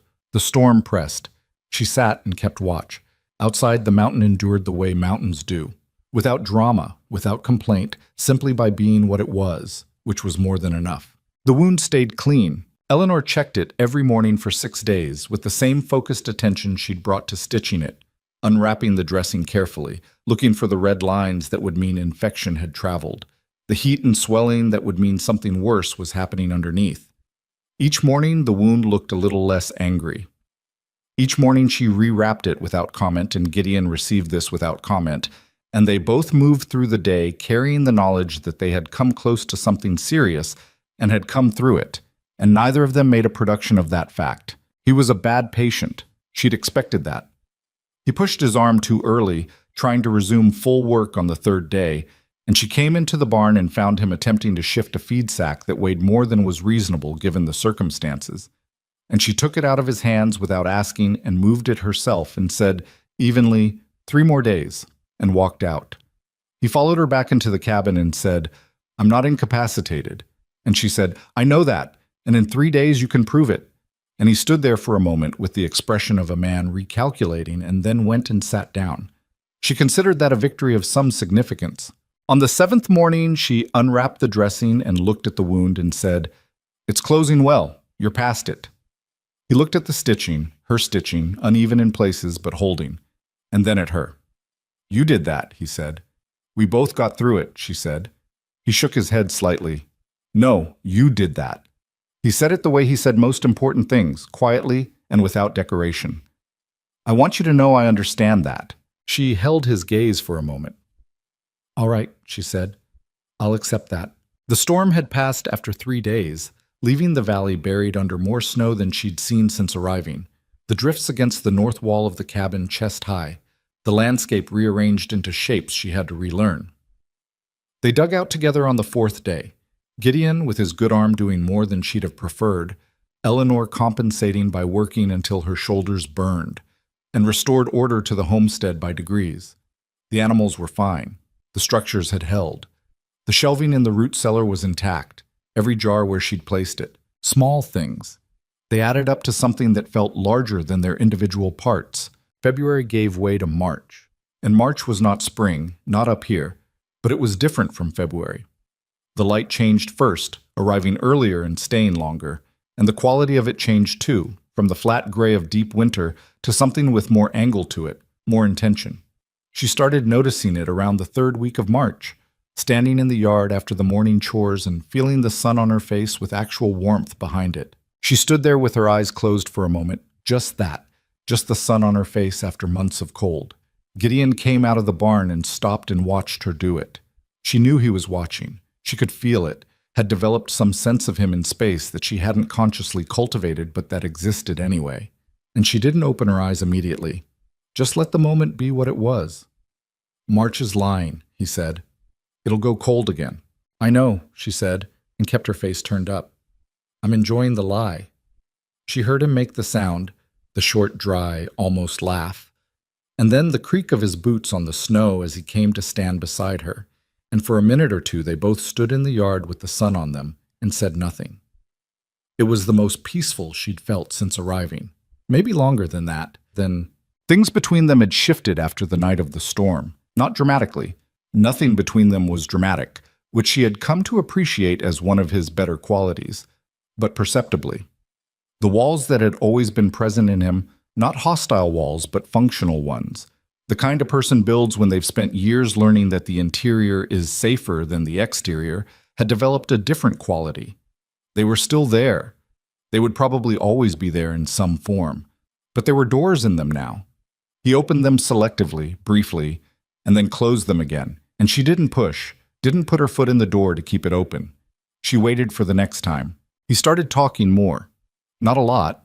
He was not and would not become a man of many words, but more than before, and about different things. One evening, he told her about the first winter he'd spent in the high mountains, at 23, without proper preparation, how close it had actually come before he'd understood what the cold required of a person. He told it matter-of-factly, without drama, but she understood it was a story he didn't tell often, one that cost something to tell because it involved being young and wrong and frightened. "Why are you telling me this?" she asked. Not unkindly, genuinely wanting to know. He thought about it. "Because you should know that I was bad at this once," he said. "Before I was good at it. People see what I am now and think it was always this way." "Nobody is always anyway," she said. "No," he agreed. "But some people make it look like they were." She understood what he was doing, dismantling something, deliberately, the mythology that had built up around him the way mythology builds up around solitary, capable men in territories where stories are the primary entertainment. He was telling her who he actually was, underneath the legend. It was, she thought, an act of considerable trust for a man who trusted carefully. She met it with her own. She told him about the year after her father died, the one she'd never described fully to anyone. Not the version she'd given the creditors, or the version she'd given Martha, or even the version she'd told herself. The real year, the one where there had been a period of perhaps 2 months during which she had genuinely not known if she was going to be all right, if the particular weight of all of it was going to be more than she could hold up. She told him about the morning she'd sat on the kitchen floor of the cold, empty house, the furniture burned, most of the useful things sold, and had stayed on that floor for an hour because she didn't see the point of getting up. "But you got up," he said. "Eventually." She paused.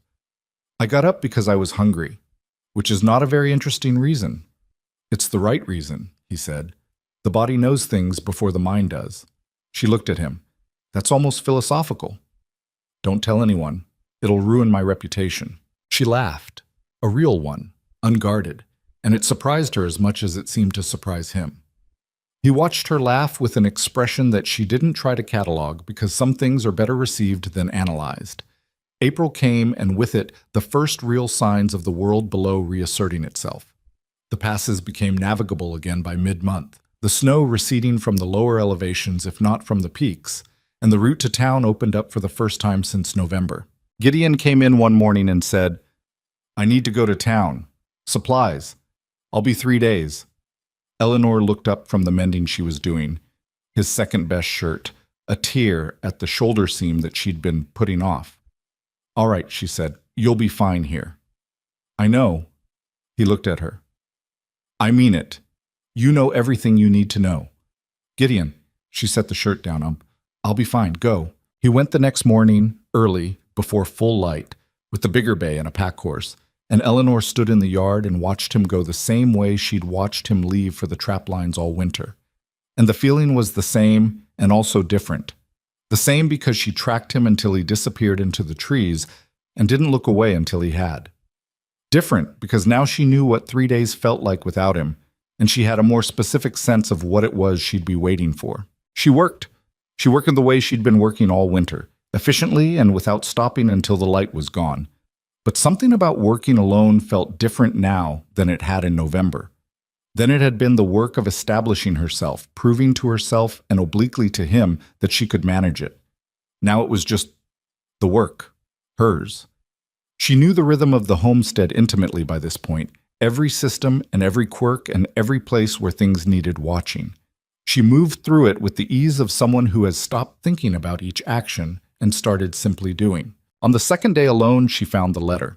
It was in the pocket of her coat, her town coat, the one she'd worn to Silver Hollow and had barely used since. She was going through the storage room looking for something else entirely and came across the coat and checked the pockets from habit and found a folded piece of paper she didn't remember putting there. She opened it, Martha Gaines's handwriting. A note she must have pressed into Eleanor's coat pocket on that last night in the barn, in the confusion of departing, in the moment when everyone was processing what was happening. Eleanor hadn't found it then and hadn't found it in the weeks after because she'd had no occasion to wear the coat. She sat down on a crate in the storage room and read it.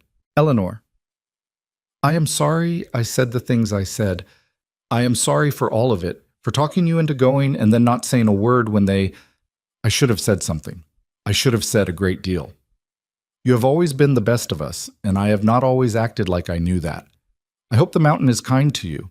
I hope you find what you went looking for, even if you didn't know you were looking for it. Write when you can. Your friend still, if you'll have me. M. Eleanor sat with the letter for a long time. She read it twice more. She thought about Martha, who had a good heart and was limited by it in the way that good-hearted people sometimes are. Limited by the need for everyone to be all right, for the story to end neatly, which sometimes made her useless in the middle of things, even though she was genuinely sorry afterward. She wasn't angry. She'd thought she might be, if she ever found such a note, but the anger had apparently done its work without her noticing and was gone. And what was left was something more tired and more tender, the residue of a long friendship that had failed at a particular moment and might yet continue. She would write to Martha. Not yet. When she had the words right, she folded the letter carefully and put it in the small box where she kept her mother's shawl and the $17 and the other things that mattered. Gideon came back on the afternoon of the third day, which was when he'd said he'd come back.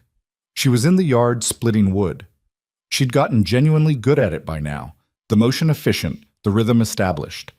And she heard the horses on the lower track and stopped and waited. He came into the yard and looked at the wood she'd split and then at her. "You've been busy," he said. 3 days, she said. "What took you so long?" Something shifted on his face. "I had business," he said. He dismounted and tied the horses and began unpacking the pack horse with his usual efficiency. And she came to help and they worked in comfortable parallel, the familiar rhythm of it. Then he handed her a letter. She took it, looked at the handwriting on the front, a name she'd written to 3 times and never received an answer from. A name that had sat in her accounting for 2 years. "Aldrich," she said. "He's alive. His wife was sick, long illness. He hasn't been managing correspondence." Gideon paused. "He asked me to tell you the debt is forgiven, that he'd say so in writing if you needed it." She looked at the letter. "I have $17 set aside." "I know." A pause. "He doesn't want it. He said, and I'm telling you this the way he said it, so you understand it's his words, not mine. He said any woman who spent 3 years trying to pay a dead man's debts has paid enough."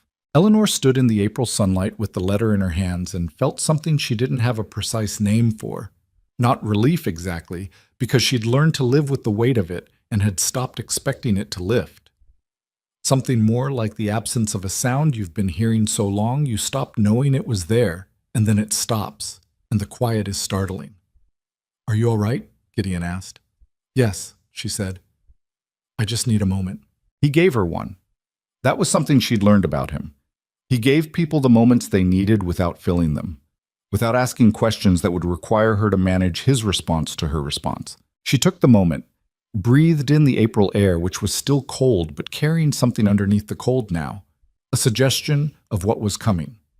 The earth under the snow beginning to think about something other than winter. She looked at the peaks, still white, would be white for months yet.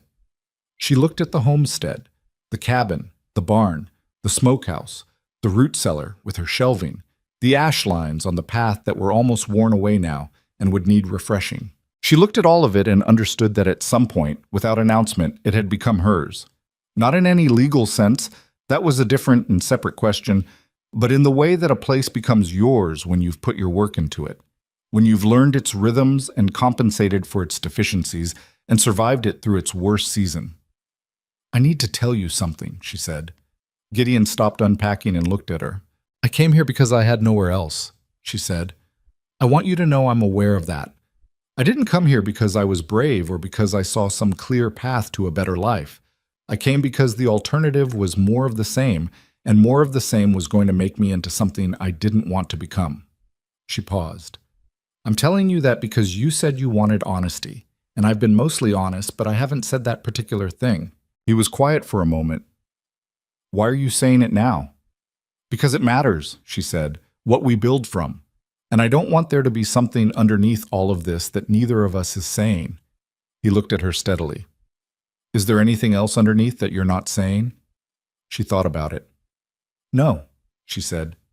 "That was it." "All right." He picked up a supply crate. "Then I'll tell you something I'm not saying." She waited. "I went to town," he'd said, moving toward the cabin door. "And every person I talked to asked me about you. not in a hostile way, in a, he paused, choosing words, curious way, like something had shifted and they were trying to understand what had shifted. He set the crate down inside and came back for another. Martha Gaines stopped me on the street and talked to me for 20 minutes about you, about what you were like when you were young, before everything happened with your father, the way you were back then.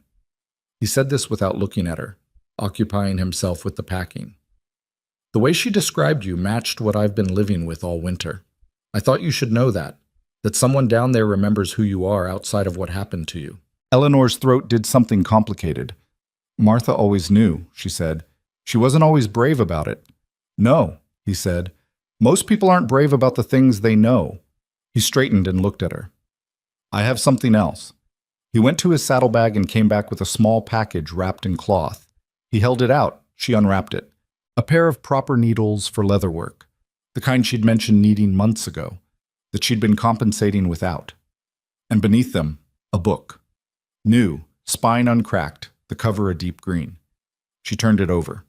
A collection of botanical illustrations of mountain plants, their uses, their seasons. She looked up at him. For the spring, he said, there are plants up here worth knowing. Medicine, food, the ones that are useful and the ones that will kill you if you eat them. He paused. I know most of them, but not all of them are in my head clearly. And I thought, you'd want to know for yourself rather than ask me every time. She understood what he was actually saying, not just the practical reason, which was real, but the other thing underneath it.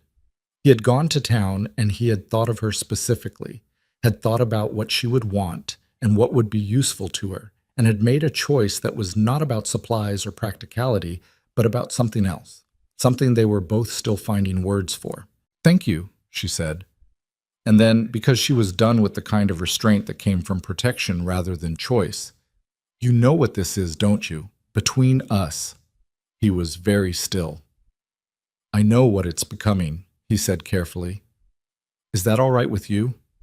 A long pause. The kind of pause he used when he was making sure he was going to say the true thing. Yes, he said.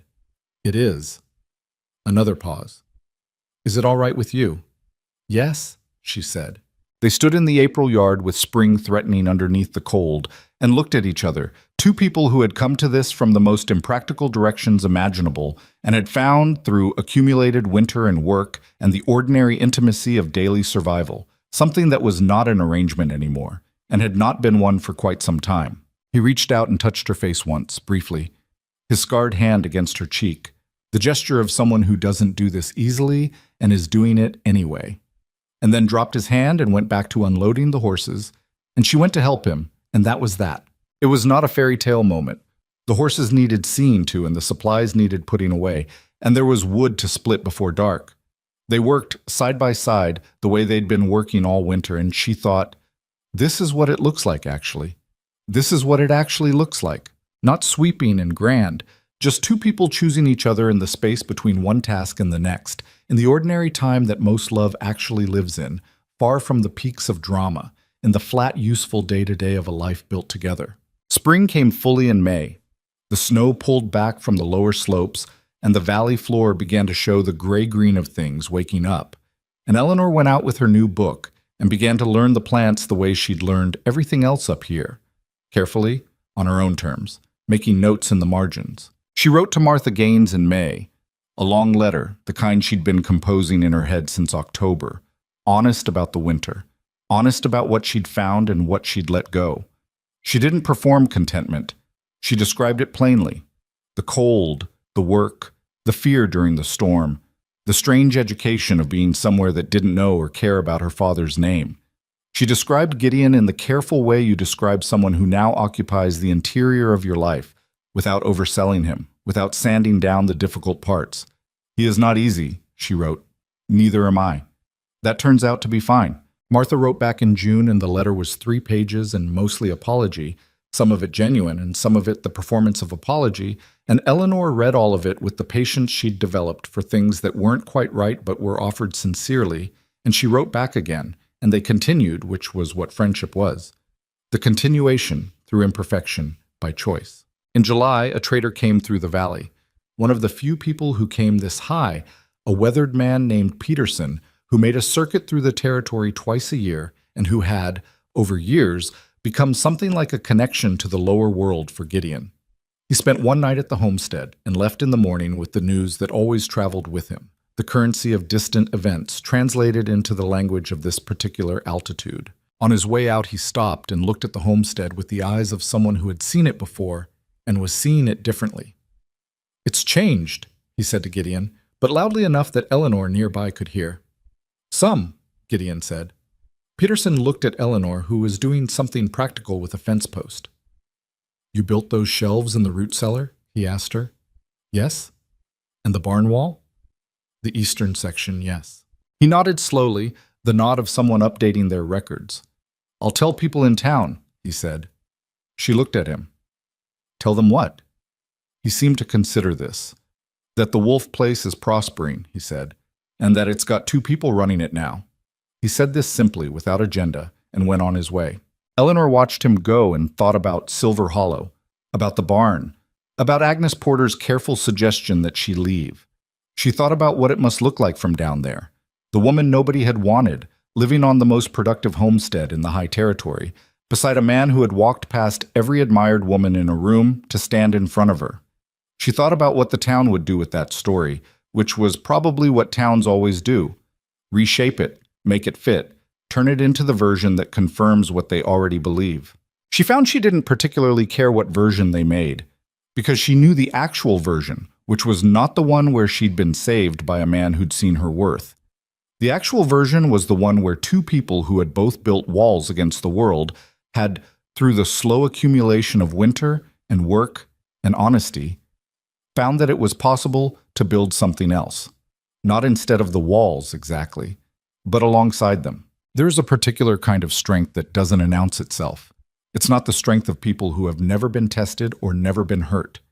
It's the other kind, the kind that comes from having been knocked down and having gotten up not because the situation improved, but because staying down was simply not something you were willing to do. Eleanor had that kind of strength. So did Gideon, in his own way, built up over years of a different kind of solitude. They recognized it in each other before they recognized anything else, which was maybe why everything else followed. She thought about what her mother used to call her good-bad quality. The part that wouldn't let go. The part that kept standing, kept paying back debts that weren't fully hers, kept her chin up in a barn full of people who had decided what she was worth and been wrong about it. She used to think of it as stubbornness, which is what people call persistence in someone they'd prefer would give up. Now she thought of it differently. Not as a virtue exactly, nothing so clean as that. Just a fact of her. A thing she was, that had brought her here, that was building something. By late summer, the homestead was genuinely flourishing in ways that went beyond simple survival. The food stores were fuller than they'd been in Gideon's previous years. Her organization, her additions to the root cellar, the garden she'd started in a south-facing pocket that got enough sun to grow the hardier vegetables through the shortened mountain season. The animals were well, the barn solid, the smokehouse sealed properly at last. And one evening in August, sitting on the steps of the cabin after the day's work was done, watching the light come off the peaks in the way it did at this hour, amber and extravagant, the mountains showing off in the way they occasionally did, as if they remembered that beauty was also part of what they were, Gideon sat down beside her and said, "I want to ask you something." "All right," she said. He was quiet for a moment in his particular way, the interior gathering. "I want this to be permanent," he said. "Legally, formally, not arrangement, not partnership." He paused. I don't know how to ask this the way it's supposed to be asked." "You're asking it the way you ask things," she said. "That's fine. Is that a yes?" She looked at the mountains, at the light on the peaks, at the valley that was hers now in the way that places become yours. She thought about the barn in Silver Hollow one last time, gave it that, a last thought, and then let it go. It had made her who she was, and it was over. "Yes," she said. He exhaled, a small, careful sound. Then he reached over and took her hand and held it, and they sat on the steps of the cabin they'd built together, in the mountains that didn't care about either of them but were magnificent anyway, and watched the light do what August light does in the high Rockies, which is burn gold and then go slowly, slowly dark. Neither of them spoke for a long time. There was nothing that needed saying that hadn't already been said, and nothing that needed doing that the morning wouldn't bring. They had learned between them the difference between silence that was empty and silence that was full, and this was the fullest kind, the kind that only exists when two people have been honest enough with each other that the quiet between them is not a gap, but a foundation. The stars came out, more of them than you ever see from a town. Eleanor Cross, who would be Eleanor Wolfe by fall, though she'd keep both names, which Gideon accepted without discussion because it made practical sense and also because he understood it mattered, sat in the dark with her hand in his and looked up at the sky that she had come to know over the course of one long, hard, irreplaceable winter, and thought, this is what it means to be somewhere, not just passing through, not just surviving, somewhere. The mountains stood around them, patient and immense and indifferent in the way that, she'd learned, was not the same as unkind. It didn't offer anything. It didn't promise anything. It simply was, exactly what it was. And it had required her to be exactly what she was in return. That was the deal, no more, no less. She had held up her end.